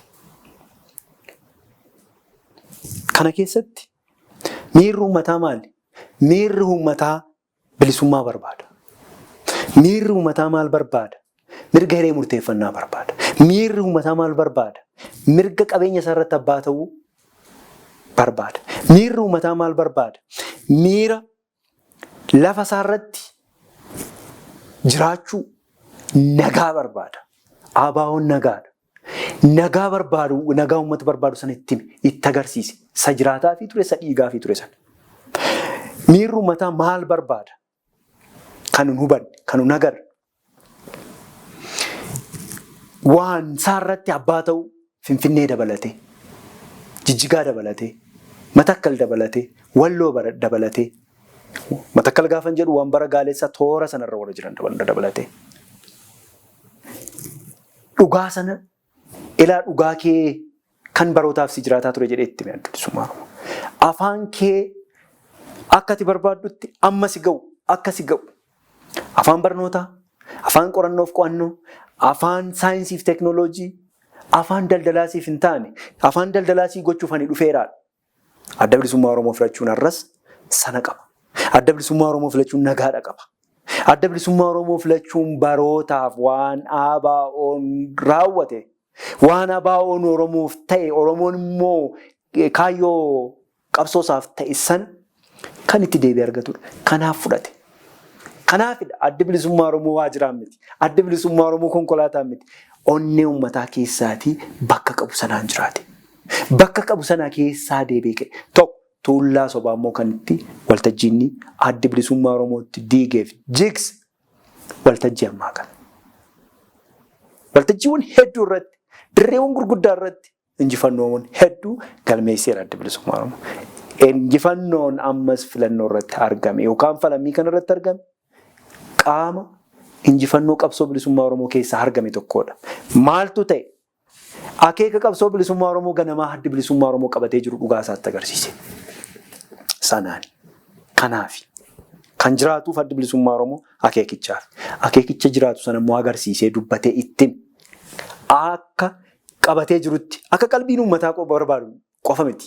Akka qabatee jirutti akka itti hattuu fi saamtuu kara maqsituu irraatii ittifatee ilaa kunoo jedhee galfata fulbaana 15/2018 hoogganni qabsoo bilisummaa Oromoo waltajjii sanarra dhaabbatee galfata jaallawwanii jedhee maqaa jaallawwanii dha'ee hirbuu isaaniidhaan uummatatti kennate. Kana booda waan waliin taana jedhee ayyee duree adda bilisummaa Oromoo Jaal Daawud Ibsaa. Qabsoo bilisummaa Oromoo uummata keessaa fuunee hin baanu. Kana booda waan waliin taanu ilaa galfata jaallanii kan gaafa murtii guutoodhaa kaasee hanga fincila xumura gabrummaatti qabsoowwan turan dirree bilisummaa dirree injifannoo turan hunda caqasanii ilaa galfata kan harkaa fuudhaa. Kan kanaa booddee waliin tiksina jedhan. Galfata sana deebi'anii galfata sana keessatti gatii kaffalamaa ture. Maaliif akka gatii kaffalamaa ture kan itti agarsiisanidha waltajjichi. Kanaan adda waan kana dura hojjetaa ture, waan itti dhiigaa ture sana uummatichatti waan uummatichi ittiin dhiigaa ture ilaa kunoo kanan sii baadhee jira. Kanammoo akka ani sii baadhee jiru narratti akkami ati ittiin miidhamte. Yaa Oromoo galfati kun akeeki kun ani sii baadhadheen jira. Ati immoo naarratti akkamte. Akeeka kanaaf dhaabbattee, akeeka kanaaf miidhamtee, akeekichi immoo irra galma hin geenye. galma ga'uuf immoo laa kunoo kanan baadhadhee jira kottu na duukaa hiriiriidha. Sagalee kennuu kennidha. Sagalee isaa kennuu min nu diniinidha.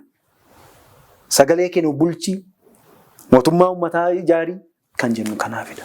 Kanadha jechuudha. Kanaafi kan uummanni hoo jedhee akeekicha dhugaa sana mirga sana wajjirraan kan inni hiriire jechuudha. Paartileen morkattootaa si waliin falmii siyaasaa kanarratti yookiin miidiyaalee irratti falmii filannoo kana taasisanii paartii biyya bulchu caalaa adda bilisummaa Oromoo kan isaan gaaffii gaafatan.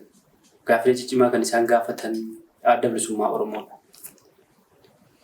Yeroo tokko tokko falmii sanarraa namni eenyutu mootummaarraa yookiin immoo paartii biyya bulchurraa bakka bu'ee dhufe jedhee adda baasee hin beekne tokko gaaffii gaafatamu tarii bakka bu'oota adda bilisummaa Oromootiin isaan kanatu mootummaadha jedhee yaaduu danda'a. Maaliif kan paartileen morkattootaa kan isin waliin wal morkatanii paartii ijaaruuf yookiin immoo mootummaa ijaaruuf mootummaa aangoorra jiru paartii aangoorra jiru gaaffii gaafachuu yookiin isarratti dhiibbaa gochuu caalaa kan isaan adda bilisummaa Oromoo irratti dhiibbaa godhaniif maaliif? Abaa'ooti mo'ataadha. Mo'ateeras. Akeeka isaati dhugaadha. Akeeka isaati faadha. Kaayyoo isaati xaliila. Kanaafoo akeeka adda bilisummaa Oromoo ijaaramee fi akeeka bilisummaa fi mirga hiree murteeffannaa uummata Oromoof malee waa'ila ta'e yookaan kan sirni tokko yookaan murni tokko ijaarrate miti. Oromoo guutuu irraa ijaarame. Guutuudha beektaa adda bilisummaa Oromoo kun. Maaliin? Akeeka siyaasaan. Maaliin? Sagantaa siyaasaan. Maaliin? Kaayyoo naamusaan. Guutuudha ifaadha. Warri kaanoo maal ta'an jettee na gaafatte. Isaan kan isaan ta'anii tokko sirnaaf murnaaf harka rukutuuf kan deemu jira. Murna tumsuuf harka wayitti rukutuuf warra deemani. Jaarmiyaalee siyaasaa jiru. Deebi'ee immoo jaarmiyaalee siyaasaa miseensallee ergisa qaamolee adda addaa irraa ergifataniiti ijaaramanii jiranii jiru. Sagantaan siyaasaa kee maali jennaan? Sagantaa siyaasaa hayiduree dhaaba tokko ta'ee sagantaa siyaasaa koo na caalaa kan ibsuu danda'u jira jedhama. Kun hayiduree dhaaba siyaasa tokkooti. Maaliif akka ijaarame illee hin beekuu jechuudha. Dhaabbileen kun maalirratti ijaaraman? Tokko jibba Oromoo irratti ijaaraman wanti wal isaan taasisu. Lama waan Oromoon qabu qabeenya Oromoo irratti ijaaraman. Sadii waan Oromoon qabu qabeenya isaa sanaan addatti immoo Oromoon akka inni of hin taaneef Oromoon waan isaarratti akka abbaan taaneef gufuu ta'uuf ijaaraman. Isaan kun baroota keessas kan dhufan jalqabarraa immoo akeeka isaanii dukkanaa warra qabatanii dhufanii jiru. Akeeka dukkanaa kan hin jedhuuf beektaa? Warra abbaan koo biyya kana ijaareera. Lukaaf luqqeettuun biyya kanaa abbaa kooti warra jedhanii jiru. Garuu abbaan isaanii immoo hin beekamu beeki. Abbaan isaanii fakkeenyaaf warri nu Habashaaf hin jedhanii of waaman hanga mootittii Saabaatti Habashaa kan jedhamu hin beekamu gaanfa Afrikaa keessatti ilmaan KUSH keessatti.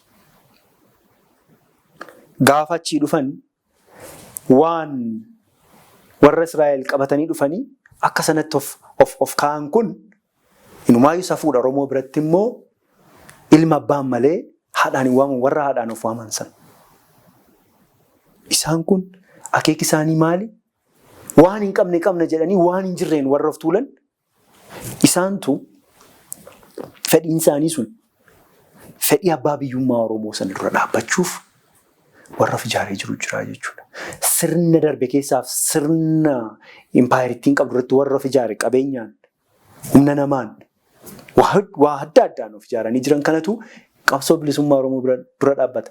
Namooti sun waan adda bilisummaa Oromoo fuuldura dhaabbatanii adda bilisummaa Oromoo morman fakkaata gaafa waltajjii irratti waliin morman. Isaan Oromoodha mormaa jiru. Isaan jibba Oromoof qaban agarsiisaa jiru. Isaan fedhii Oromoo irratti qaban sana calaqqisiisaa jiru malee adda bilisummaa Oromoo qofa miti. Adda bilisummaa Oromoo waan Oromoof ta'u hunduu adda bilisummaa Oromoof ni ta'a kan jennuuf warri waan Oromoof ta'u jibban balfan yakkan waltajjiiwwan adda addaa irratti kun akka kanaatti dhaabbatanii mormu. Egaa ammoo akeeka qabsoo bilisummaa Oromoo daangaa har'a Oromiyaa irraa ciccittee yoo ta'u akkuma jirutti gaaffiin keenya akka jiru ta'e Oromiyaa har'aayyuu bakka 8 nan diiga kan jedhu jira, bakka 5tti nan cira kan jedhu jira. Kun hundumti isaa akeeka Oromoof Oromiyaa irratti warra of ijaaree qabeenya Oromoo saamuu, abbaa biyyummaa Oromoo sarbuu, mirga Oromoo immoo akka waan mirga isaanii hanqateennaan ittiin guuttachuuf deemanitti warra waa meeqa an Oromoo fuuldura dhaabbatanii jira. Waldura dhaabbannaan kun kanarraa miti.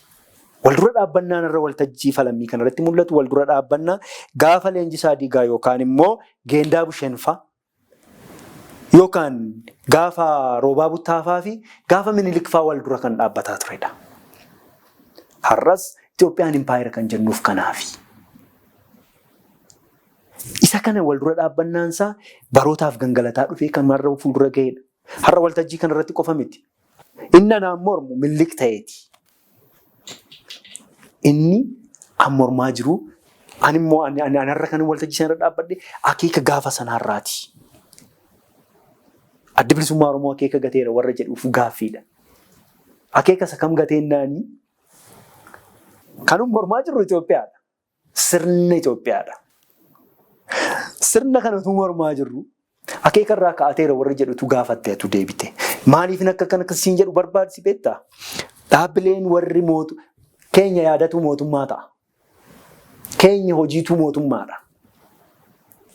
Mootummaan nu barbaannu immoo mootummaa uummataaf dhugaadhaan kan uummata tajaajiludha. Soba isaanii fedhii isaanii daangaa darbe sanaaf qaamota of ijaaranii wal ijaaranii jirantu qabsoo bilisummaa Oromoo fuuldura dhaabbata. Qabsoo bilisummaa Oromoo qofa fuuldura beekanii isaan dhaabbataa jiru. Qabsoo sabootaa fuuldura dhaabbataa jiru.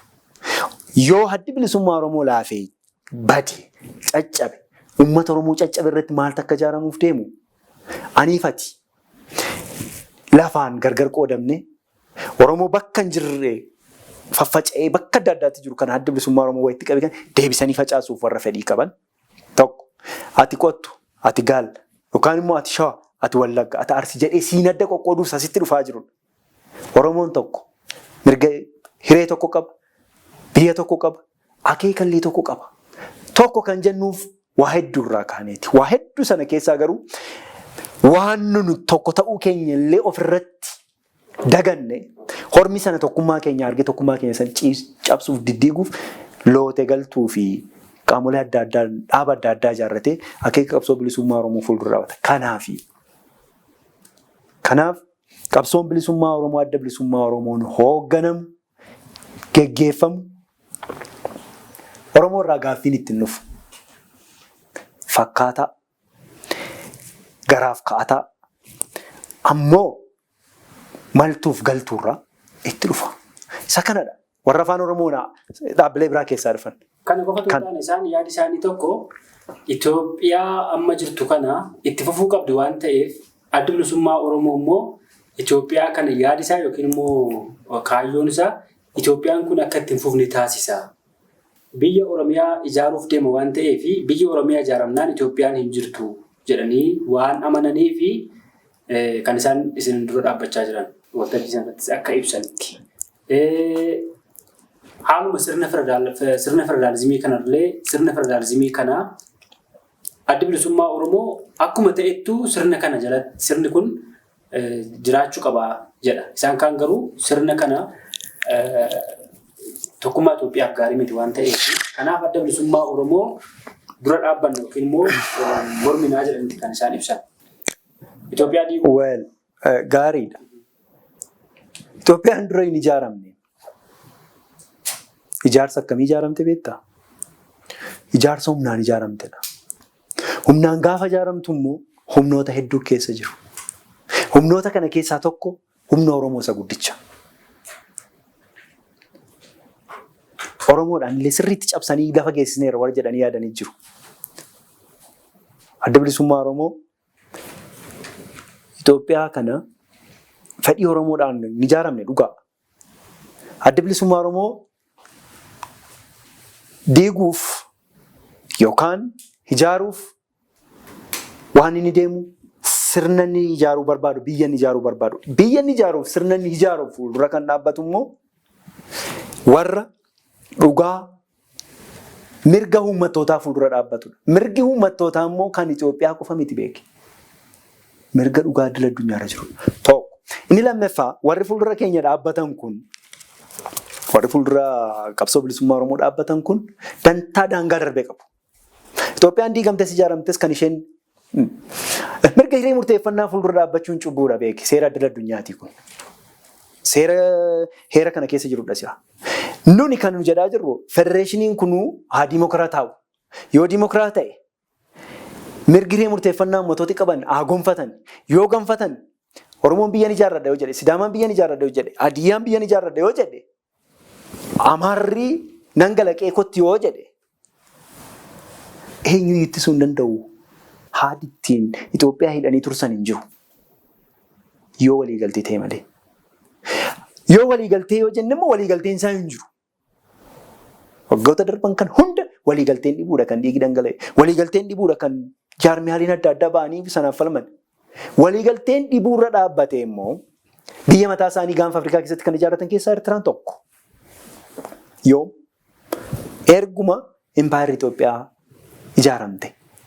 Eddasiin ni jiraatte maqaan Itoophiyaa jedhu sitti fufe. Garuu biyya taatee jiraachuu ishee argineerra. Aniifatiyyuu waggoota wanni jechuudha jechuudha. Sabni immoo biyyi immoo hukkaamamee miti kan inni jiraatu. Hiree isaa murteeffatee ofiin of ta'eeti. Itoophiyaan eenyudhaan abukaatummaa Itoophiyaa isaan dhaabe.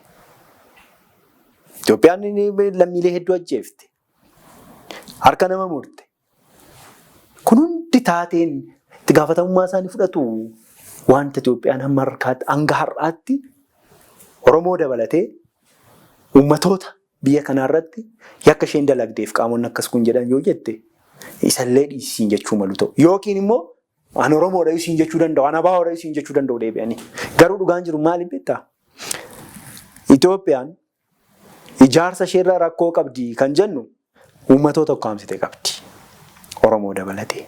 Uummatoota ukkaamaman kun immoo yoo barbaadan waliigaltee haaraan yoo ta'uu baate immoo of danda'anii inumaayyuu heerumti uummatumsaa yoo hojiitti hiikame.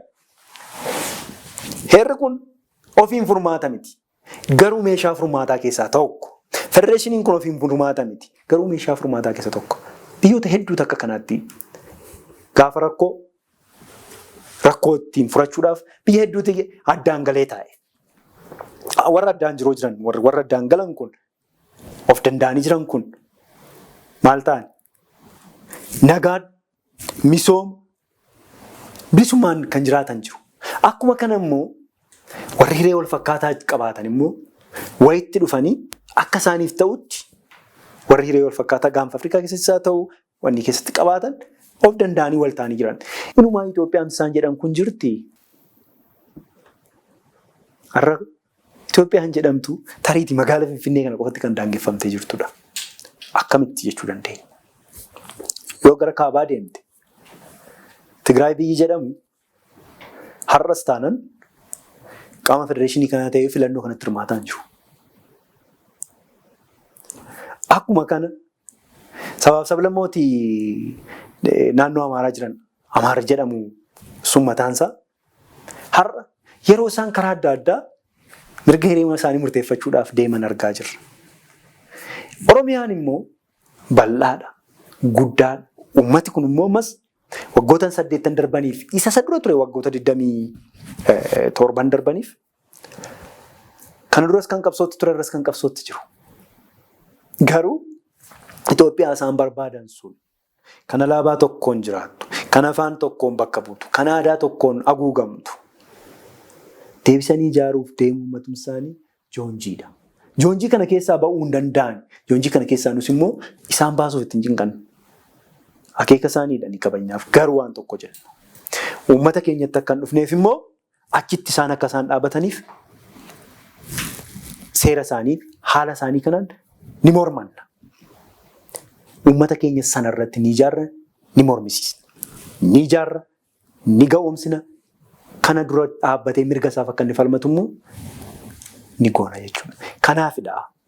Murni kun arras taanaan kaleessas surreen kee yookaan kofoon kee kan keenya kofoon koo kan kooti. Mana keetti nyaannee mana kootti nyaannee mana keetti agna warra jedhan. Saamicha barootaaf ture warra fedhan, warra balan. Isa kana dura immoo adda bilisummaa Oromoo, uummata Oromoo dhaabbatee itti agarsiiseera. Tuullaa sobaa sanas diigee agarsiiseera. Isa kanadha waan nuti achirratti arginee fi waan isaan kana ta'aniif immoo isaantu beeka garuu fedhii isaanii daangaa darbe sanadha. Fedhiin isaanii daangaa darbe kun fedhii gatate inumaayyuu. Fedhiillee rakashe gabaarraallee kan nama bituun qaban. Har'a warri nuti Itoophiyaa ijaarre jedhanii mana keenya ijaarrana isaan yeroo isaan jedhanii deemaa jiranii jira. Itoophiyaa warri ijaarre yookaan Abisiiniyaa ijaarre warra jedhan keessaa Tigree fi Amaarri tokko. Ijaarsa Abisiiniyaa keessatti warra baadha nuti. Inumaa jechaaniyyuu jechoota waaltaan namaa gara ofiin jedhan tokko qabu. Akkanatti fakkaatutti dhaabaaf dagalee. Dhaabaaf dagalee sana warri ofiin jedhaniyyuu Itoophiyaa sana faarsaan jiran. Kan keenya raataa isaati rakkate. Yookaan achi hin taane yookaan as hin taane kana gidduutti kan jaanjaa jiru. Isatti immoo kan dhimma bahaa jiran isaani. Ni agarra. Waltajjii siyaasaa waggoota darban kana keessatti argine keessa raataa kan Itoophiyaa jechuun maal jechuudha? Eenyuun ijaaramte eenyuuf ijaaramte jedhee deebisuu hin dandeenyetu gaaffii kana gaafata. Kanaaf adda bilisummaa Oromoo immoo Itoophiyaan eenyuuf ijaaramte? Maaliif ijaaramte? Eenyuun cabsitee ijaaramte jedhu qulqulleessee waan beekuuf akeeka dhugaa waan qabuuf uummatooti hiree Oromoo wajjin wal fakkaataa fi Oromiyaa duukaa wal fakkaataa qaban har'as akeeka adda bilisummaa Oromoo bakka adda bilisummaa Oromoo dhaabbatee falmetti itti gammadanii galu. Waltajjiiwwan adda addaa irratti kan duras argitanii ta'uu ammas arguu dandeessu. Kanaaf Oromiyaan bu'uuruma sirna federaalaa amma jiru kanaan akka bultudha kan ibsaa jirtan sochii filannoo ammaa kana keessatti. Bu'uuruma sirna federaalaa amma jirtu kanaan Oromiyaan akka bultu ni tumsina yookiin immoo gargaarsa taasifna yookiin immoo kanuma bulchinaa kan jedhudha sochiin duula filannoo keessan. Addi bilisummaa Oromoo sirna federaalaa kana akka furmaata dhumaatti hin ilaalu kan jedhu immoo kanaan dura adda bilisummaa Oromoo ibsaa ture. Dureen dhaabichaa waltajjii adda addaa irratti fakkeenyaaf Ambootti duula sirna federaalaa irratti yeroo gaggeeffamaa ture. Nuufi sirni federaalaa amma jiru kun isa sadarkaa gadiitii jedhaniiti kan isaan ibsan.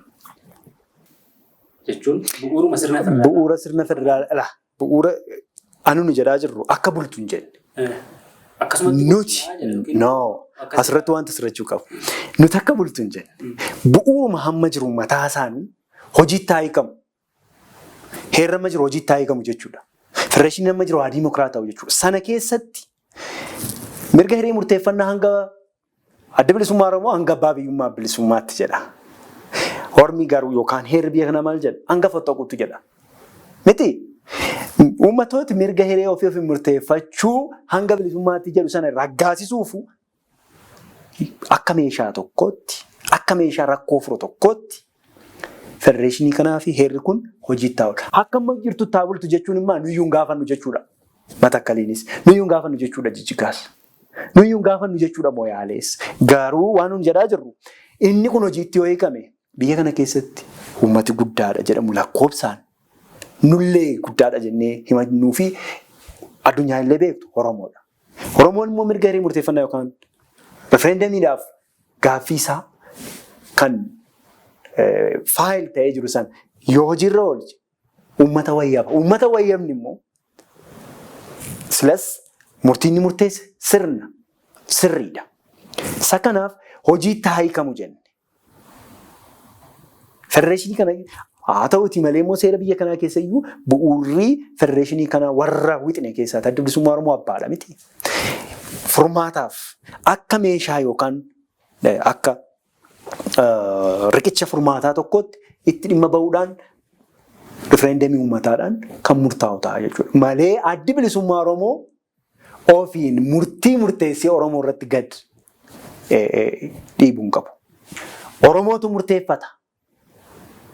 Federeeshinii kana keessa jiraachuu biyya walabaa ta'uu. Akka hubannaa amma dura turetti addi bilisummaa Oromoo Oromiyaa walabaatu Oromoof fayyadaa jedha. Ammas kanuma. Akkas miti ammas kanuma. Ammas kanuma. Akka jechaa jiru. Ammas kanuma. Sirna federaalaa jalqabatti yoo bulee gaariidha garuu. Yoo bulee gaariidhaan jedhu. Akka manifesticha irra deebinee waliin dubbisuu dandeenya. Akka jirtutti kan fudhachuu jechuun nuyyuu galmoofnee kan inni jiru amma seera federaalizimii ammaani. Seera biyya jiruun. Garuu hojiitti yoo hiikame biyyi walabaa Oromoodhaaf addi bilisummaa Oromoo biyya walabaa Oromoodhaaf ni ijaara jechuun Oromoon ofiisaa biyya walabaa isaa kan inni ijaarratu malee addi bilisummaa Oromoo ofii isaadhaan ijaaree kan kennuuf miti. Situu ijaarrata, natu ijaarrata, saantuu ijaarrata, nuyi itti wal ta'ee biyya keenya alaabaa keenya dhaabbata. Isa kanaaf federaalizimiin kun diimokiraatawee heerri kun hojiirra oolee federaalizimiin kun diimokiraatawee heerri kun hojiirra oolee achi keessatti gaaffiin Oromoon barootaaf qabataa dhufe biyya Oromiyaa walaban ijaarrata jedhu mirga hiree murteeffannaadhaan hojiirra oola. Mirga hiree murteeffannaarra carraa lama jira waan dogoggoruuf hin qabne. Tokko biyya walaba Oromiyaa jedhamtu gad dhaabuu. Lama federeeshinii makana keessatti aangoon siyaasaa, dinagdee fi waan Oromoon qabu hamma Oromoon ga'uun qoodisaa fudhatee yoo jiraatee fi isaaf hojiirra oolee naa ta'a Oromoon jennaan wanti Oromoof ta'u adda bilisummaa Oromoof waan ta'uuf adda bilisummaa Oromoo illee ni fudhataa jechuudha. Garuu hanga sana ga'utti addi bilisummaa Oromoo waan Oromoof ta'u waan adda bilisummaa Oromoof ta'udha jechuudha. Kanaaf immoo uummati wayaabaa waan inni murteeffatee fudhatedha malee addi bilisummaa Oromoo waan qabsaa'aa tureef waan itti falmaa tureef deebi'ee kan ittiin falmu miti. Oromiyaan bilisa taate. Oromiyaa bilisa taate immoo adda bilisummaa Oromoo bilisa godhee sii kenna miti. Kan mirkaneeffatu uummata. Kan mirkaneeffatu uummata gaafa jennu immoo mirga hiree murteeffannaani. Mirga hiree murteeffannaan kun immoo kan inni dhufu ammatti konstitushinii kanarratti. Konstitushinii yookaan heerri kun mataansaa akka waan wal dhabbee ammaa kana wal dhabbee ture kana furu keessa akka waan tokkotti itti dhimma bahameeti. Tokko gaafa itti dhimma bahamu immoo akeekni qabsoo bilisummaa Oromoo adda bilisummaa Oromoon hoogganamu Oromiyaa walaba. Asii kaane as geenye amma immoo isa kana booddeessitti murteeffata jechuudhaaf waltajjiin itti mirga hiree murteeffannaa uummataa murtaa'u. Dirreen itti adda bilisummaa Oromoo uummata isaa barsiisu kan hin turre. Akkamitti akka inni barsiisaa ture akka ammaa kanatti hin barsiisne. Tariitii akka ammaa kanatti hoogganaa adda bilisummaa Oromoo jira wal isa kana gabbayee dhaabichi barsiisee agarsiisee federeeshinii ammaa kana keessatti agarsiisee gaafa referendamiif gaamu waan uummati jedha ofitti fudhachuudha jechuudha.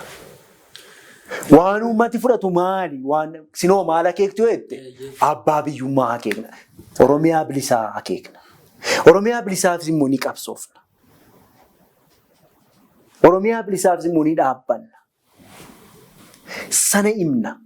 Sana barsiisna. Sana lallabna. Sana agarsiisna. Bu'aa achi keessa jiru himna. Dantaa Oromoon qabu achi keessatti agarsiisna. Cal jennee miti. Qorannoodhaan. Hubannoodhaan dinagdee Oromoon qabu Itoophiyaa waliin ture waliin ta'ee hanqate jalaatii faca'e saamame sarbame. Bulchiinsa keessatti qooda inkoo Oromoon qabu kan dhabe sana sirna Oromoon dhabe sana biyya Oromoo walaba adda bilisummaa Oromoo qabsaa'uuf sun sirna gadaa Oromoodhaan talii qaba. Akka haalli fi addunyaan itti jirtu keessatti sirna gadaa sanaan gaggeeffama. Sirna gadaa sanaan kan hin gaggeeffamu waa hunda achi keessatti deebii argata jechuudha. Dinagdeen isaa, hawaasummaan isaa, lafti isaa, namni isaa, qilleensi isaa waan inni lafa jalaa qabuu fi leecalloon isaa hunda achi keessatti deebii argata. Kanaaf addi bilisummaa Oromoo barsiisisaaf agarsiisni kan inni qabsaa'uufis ifatti kana. Har'atti garuu akka qaama furmaataa yookaan immoo sana keessatti yookaan furmaata akka meeshaa tokkootti sanu meeshaa baay'ee qalloo haphii tokkotti itti dhimma bahaa jechuudha. Isa kanaafidha kan inni akka kanaatti kaa'e. Okay, amma qabxii dhimma filannoo hojii wal qabsiisee duula sochii filannoo irratti tibba kana taasifamaa ture keessatti waa'ee Finfinnee bal'inaan ka'aa ture. Waa'ee Finfinneetti baay'ee falmisiisaa kan ture. Akkuma humnoonni siyaasaa fi namoonni dhuunfaanis Finfinneen kan Oromooti, qaama Oromooti jedhanii yaadanii humnoonni kan biraan Finfinneen kan saboota hundaati kanneen jedhanis jiru. Keessumaa Oromoo keessatti yeroo kana keessa baay'eedha namoonni akkasii. Finfinneen Oromiyaa jalatti deebitee bulchiinsa mootummaa Oromiyaatiin buluu qabdi kan jedhu ejjennoo adda bilisummaa Oromooti. Ifatti. Waan shakkiin qabu. Itti ba'aa hojii isaa irratti garuu hojiitti hiikuuf haaldureewwan hojiitti hiikuudhaa qabnu. Fakkeenyaaf godinni tokko har'a godinaalee Oromiyaa keessa jiran keessaa mana marii mataa isaanii ni qabu. Manni mariin godinaaleen qaban itti waamni isaanii caffee Oromiyaafi. Miti manni marii kun immoo itti waamni isaas waan inni achi keessatti godhus achi walidha kan biyya nu ijaaruu barbaannu. Asii gadi biyya Oromoo irratti ijaaramutu hin taane achi ol biyya Oromoo irraa ol dhufudha. Kana keessaa achi ol gaafa dhufu daangaa Oromoo kaabaa kibbaa bahaa gaafa dhufu keessaa addi bilisummaa Oromoo Finfinneenis achi ol ijaarratti. Sanoo eessatti qaama bulchiinsa Oromiyaa jalatti. Barreeffama akka manifestootti dhiyaatee jiru keessatti kan ani dubbise. Tarii manifestoon biraa jiraateen hin beeku. Finfinnee ilaalchisee wanti ba'ee jiru jechuudha. Mootummaa naannoo Oromiyaa fi bulchiinsa magaalaa Finfinnee gidduutti mana maree waloo hundeessinee qabeenya waliinii bulchuu fi mirga afaan Oromoo Oromoota magaalittii keessa jiraatan qabachiisuu kan jedhudha. Kana jechuun bulchiinsa magaalaa Finfinnee akkuma bulchiinsa magaalaa of dandeesse tokkootti yookiin immoo akkuma tarii akka naannoo tokkootti ibsitanii mootummaa naannoo Oromiyaa waliin immoo mana maree waloo uumuudha malee Finfinneen bulchiinsa Oromiyaa jalatti bultii kan jedhu hin jiru. Kuni hojiitti hiikamuu qaamota akka lamaatti har'a heera biyya kanaa keessatti jiranii gaafa hojiitti hiiknudha. Hojiitti hiikamuun kun akka qaama lamaatti Finfinneef Oromiyaa seerri kaa'ee jira. Heerri biyya kanaa. Inumaayyuu dantaa Oromiyaa eegsisna nuti. Dantaan Oromiyaan Finfinnee irraa qabdu immoo Oromiyaan dantaa isheen Finfinnee irraa qabdu Finfinnee uumatuma isheedha. Qabeenyi ishee kan namaa, kan dinagdee, kan waliigalaa. Finfinneen jalqaba kan eenyudha? Jalqabni ishees dhumni ishees kan Oromoof Oromiyaadha. Qaama Oromoo. Kanaaf immoo hojiitti hiikuuf qaamota irra gaaffii qaban jiru. Akka barbaadanitti olii gadi kan jiru. Nuti kan saboota hundaadha waan jennu hin qabu. Finfinneen kan saba hundaa miti. Kan Oromiyaati.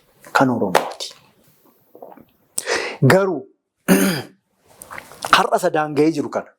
Daangaa itti fakkeessanii jiran kan akka madda rakkootti yeroodhaa yerootti tuqanii ittiin uummata keenya miidhan. Tuqanii ittiin immoo waan barbaadan akka ulee siyaasaa ittiin uummata keenya reeban Finfinnee hin taasisu nuti. Maaliif akkasitti barreeffamaa? Barreeffamaan manifestoo jechuun maal jechuudha? Manifestoo jechuun maal jechuudha? Waan gabaabaa garuu kan hojiitti hiikamu. Finfinnee bulchiinsa Oromiyaa jalatti deebiti yeroo mootummaa taane jedhanii ibsuu moo mana maree waloo hundeessinee qabeenya waliin bulchinaa kan jedhu? Manni maree walii kuni Finfinnee fi Oromiyaa gidduutti daangaa jedhamee kan taa'e labsiidhaan jira. Finfinnee fi Oromiyaa gidduutti dantaa walirraa jedhamee heera keessa jira. Finni kun hojiitti hiikamuuf maaltu barbaachisa? yeroo waggaa tokko hin guunne keessatti nuti konfereensii nageenyaa waamnu san keessatti hojiitti hiikuudhaaf waan tokkodha. Hojiitti hiikuudhaaf immoo har'a magaalonni hundumtuu har'a godinaaleen hundumtuu mana marii qabaatu. Mana marii isaan qabaatan kun har'a manni marii Finfinnee ofiin jedhee kan jiru itti waamamni isaa akkuma naannoo tokkootti federaalaafi. Inni gaafa sanaa garuu inni gaafa mootummaa ABO garuu itti waamamni isaa caffee Oromiyaafidha. Hanga sana gidduutti immoo furmaatii wantoota furmaataa rakkoowwan jiraniif furmaata akka argatuuf furmaata gaaffiiwwan adda addaa ka'anii fi mariif hin dhiyeessu ABO. Finfinnee mariif hin dhiyeessu.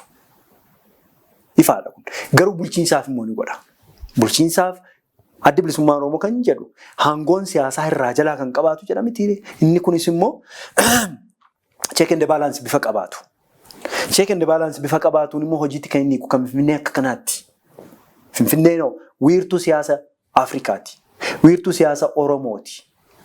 Wiirtuu siyaasa gaanfa Afrikaati. Dinagdeedha. Wiirtuuwwan kana hunda ta'uu ishee wajjirraa wal qabatee Finfinneen teessoo mootummoota Afrikaa har'as ta'u kun gaaffiin kun akka gaaffii ta'ee jiraachuusaa fi waan Oromoon qabu har'atu kaatee heera mootummaa naannoo Oromiyaa fudhatte hin qabuyyuu. Naannoon Oromiyaa mootummaa ishee magaalaa hin qabdu beeki. Naannoon Oromiyaa mootummaan naannoo Oromiyaa magaalaa hin qabu. Magaalaa teessoodhaaf hin jedhee waamu. Heera dhattee ilaaluu dandeessa. Isa kana deebisuuf immoo akka kanaatti taa'uudhaa qaba. Wabii argachuu qabu lammiileen jiran hunduu mootummaa ABO keessatti wabii argachuu qabu. Wabiin isaan godhatan kun immoo akka kanaatti. Kanaafuu bulchiinsaaf waan ta'uudha jechuudha waan ta'u. Garuu heeruma kana fakkeenyaaf amma haala barreeffamoota isin dhiyeessitan irratti hundaa'ee yeroo ilaalu wantoota hunda heeruma amma jiru kana keessatti jechuun heeruma kanaan gara fuulduraatti yoo mootummaa taanee dhimmoota heera kana keessatti falmisiisoo ta'an kan isin kaastan illee hin jiru baay'ee. Waan Finfinnee dabalatee. Ifatti. Waan daangaa dabalatee. Wantoota kana dabalatee wantootuma heera federaalaa amma jiru kanaan jedhu malee. Lakki addatti waan hunda kaasne. Adda bilisummaa Oromoo Federeeshinii amma jiru kana guutuu nan fudhadha jedhee falmeera hin falmin. Falmaas hin jiru. Fakkeenyaaf waa'ee Oromiyaa walaba ijaaruu, waa'ee Finfinnee bulchiinsa jalatti galchuu kan jedhu kana haasaa namootaatiin yookiin haasaa hooggantoota dhaabichaatiin malee barreeffamaan yeroo baay'ee mul'atu. Sagantaan siyaasaa adda bilisummaa Oromoo ABO'n ittiin taliigamu ifatti jira. Hiree murteeffannaa jedha. Hiree murteeffannaa keessa waa lama jira. Irra deebinee waan hiree murteeffannaa haasa'uuf miti amma. Hiree murteeffannaa boqonnaa mataasaa kenninee saasoneerras. Yala. Biyya Oromiyaa walaban ijaara fi biyya Oromiyaa walabaa akkati qabaattu hiree kee murteeffatta. Hiree kee murteeffatteeti biyya walabaa ijaarratta inni jedhu adda adda. Nuni warra ijaareetti galchutu hin taane akka Itoophiyaa itti fuudhanii nama yookaan saboota kana ukkaamsanatu hin taane kan uummanni Oromoo ofiin fedhee barbaadee akka isaa ta'utti biyya mataasaa Oromiyaa ijaarratu malee nun Oromiyaa ijaarree Goorana miti nuti yookaan immoo Dallaaloonii miti. Oromoo finnee kan itti naqnu.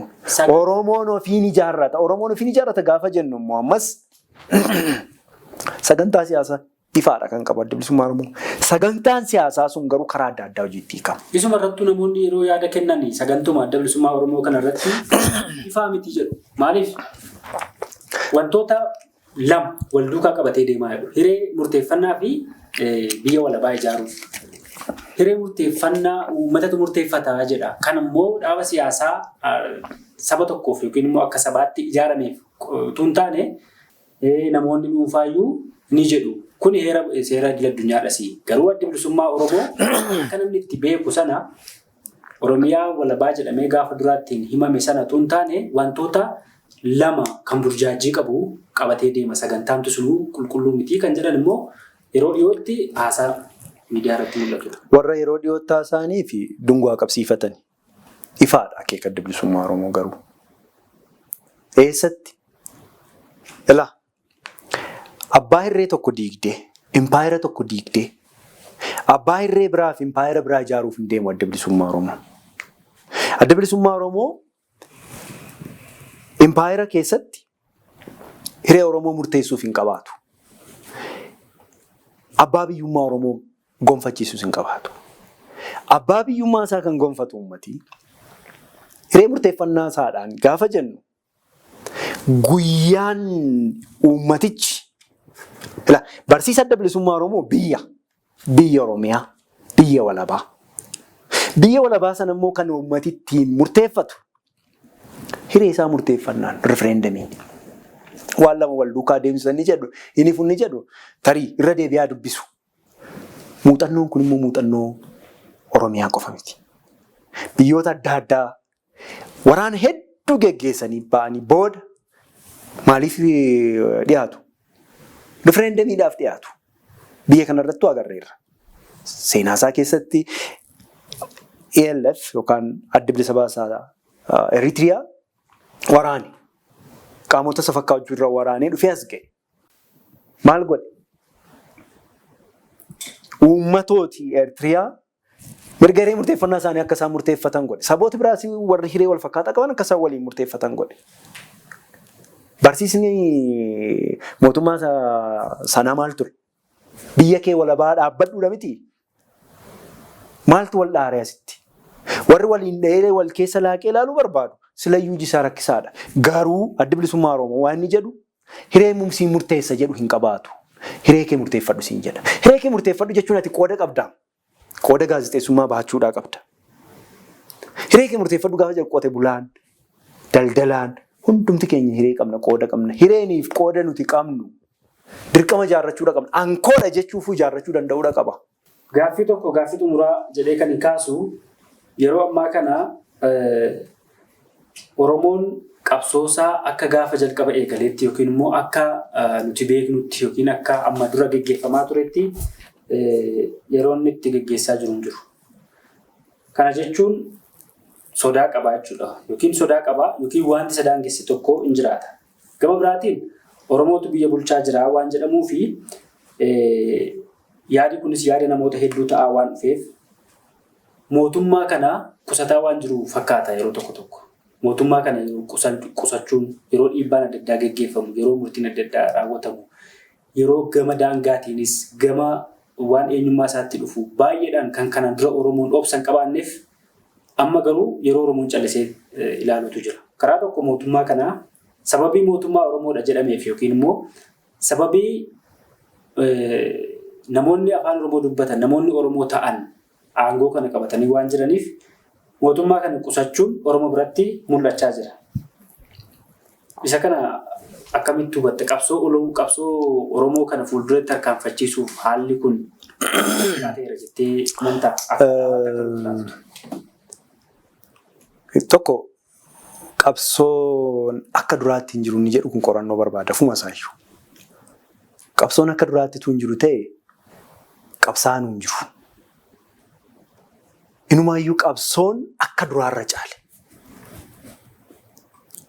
Inumaayyuu qabsoon qabsaa'ota hedduu of duukaa hiriirsise. Karaa adda addaadhaan. Qabsoon keessatti burjaajiin ni jira? Eeyyee ni jira. Kun qabsoo qabsaa'onni bilisummaadhaaf godhan hedduu keessatti burjaajiiwwan ni mudatu. Har'a garuu masaraa isaa jiraatu.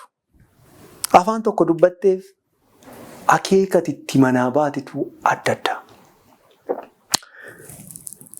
Duris masaraa keessa Oromoon afaan Oromoo dubbatu ni jira.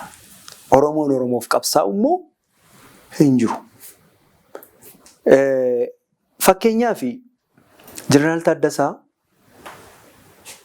nuun warra nu dhalee qabsootti, warra nu dhalche qabsootti. Jiraachuuf wanti itti hanqate hin jiru. Baaroos yoo fudhanne. Jaal Dooktar Fidoos yoo fudhanne kan bara dhiyoo wareegame. Saayintistii yeroo sanatti biyyi kun mini Afrikaa, Ameerikaan illee yeroo sanatti qabdu keessaa muraasa turan. Akka nama dhuunfaatti warra of ga'oodha. Mana isaaniif. Maammoo Mazammil yoo fudhatte of gahaadha. Masaraa mootummaatti afaan Oromoo dubbata. Garuu sirni yeroodhaa yerootti of jiraachisuuf jedhee of jijjiira. Qabsaa'onni qabsoo bilisummaa Oromoodhaa bobba'anii mooraa Itoophiyaa keessa alaabaa jigsanii ba'an warra galata qaban. Isaan kun baay'een isaanii akka nama dhuunfaatti akka dinagdeen barnootaan waan hundaan akka yeroo sanaatti of ka'oodha. Garuu akeeki qabsoo bilisummaa Oromoo sun dhugaan Oromoon qabuuf akka itti Oromoon jiru sana gaafa ilaalanii tilmaaman of abaaranii ba'an achi. Of abaaranii ba'an. Lolanii lola mo'atanii gootummaan diinii deebi'u. Dirree hedduu irratti Aduwaallee dabalatee lolanii gootummaan deebi'aniiru Oromoodha. Akka lama Oromootti. Garuu gootummaa lolanii mo'atanii dhufan sanatti ittiin faarfamne, ittiin jiraanne. Lolli sun sirna tiksuuf ta'e. Moo'ichi sun sirnaaf ta'e. Abbaa biyyummaa Oromoof, Oromiyaaf hin taane. Har'as masaraa keessaa afaan Oromoo dubbate yoo jette sirna inni qabatee jiru waa hedduu jijjiiruu danda'u. Jijjiirameera argineera. Garuu itti gallisaa abbaa biyyummaa Oromoon barbaaduuf akeeka qabsoo bilisummaa Oromoon itti du'eef barootaaf itti buqqeef itti cabe sun isa dhaasa kanadhaa yooti jette har'a immoo Oromoon bara sana ani inni miidhamaa ture eeboon waan ta'eef gaachana waan rasaasaan har'a dirooniidhaan miidhamaa jira. Diroon immoo kan qabu sirna kana mootummaa kana. Oromoon miidhamaa jira. Akkasuma ta'ee garuu Oromoon mootummaa kana qusataan jiru jechuun. Mootummichi Oromoo qusataan jiru Oromoon immoo maal mootummaa kana qusate? Ni rakkate malee. Oromoo rakkate hin qusate jettaa? Oromoon rakkatee beeki har'a ulee beelaan reebamaa jira. Ulee nageenyaan reebamaa jira. Waan argeen beenne. Qeessaa keessatti mana isaa waliin gubataa jira. Dhangaa isaa waliin barbadaa jira. Nagaadha nuti kan jennuuf nagaa sana barbaannaafi. Oromoo rakkate sirna sodaate yookaan immoo hin qusate jechuun cubbu. Hin qusanne. Waan inni itti jiruuf akka inni itti jirutti duulatti itti baay'ate. Oromarraa itti duulama. Duula roga hedduu keessatti danqamee jira malee qusatee miti. Gaafa akkasiin immoo namoonni achi keessaa afaan Oromoo dubbatan hin jiran yookaan immoo an Oromoo keessaan bahin jedhanii hin soosisne hin jiran siin jedhaan jiru. Soosisa sanaan immoo Oromoon ammas mooraa sanatti gale hin jiru siin jedhaan jiru.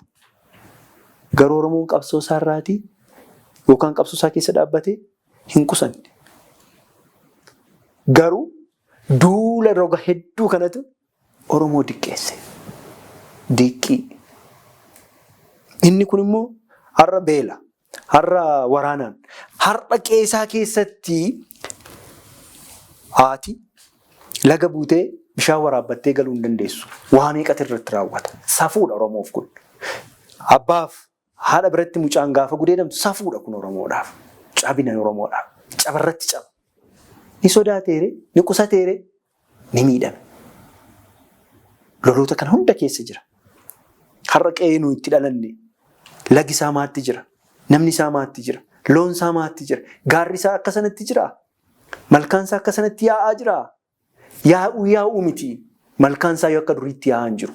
Dhiigaan faalameedha yaa'aa jira. Dhangaan isaa yoo akka duriitti baasaa hin jiru. Aramaatu nyaata. Yoo faca'e. Yookiin immoo tuun faca'in hafa. Namni isaa kanatti jira. Maatti jira maatti jira Salaaleen. Maatti jira Wallaggi. Maal keessa ba'ee Shawaan Kaabaa? Maal keessa jira? Maal keessa darbee? Maal keessatti argina Walloodhaan? Kun hundumtuu qusateeti waan danda'e nama danda'e of ittisuu yaaleera. Har'as immoo gara fuulduraatti of ittisuuf immoo qophaa'uu danda'uudha qaba. Qusannaa miti kun. Sirnis hin qusanne, innis of hin qusanne. Garuu immoo rakkate hin danqamne. Danqa kana hunda keessatti of ittisuutti jira. isa kanadha.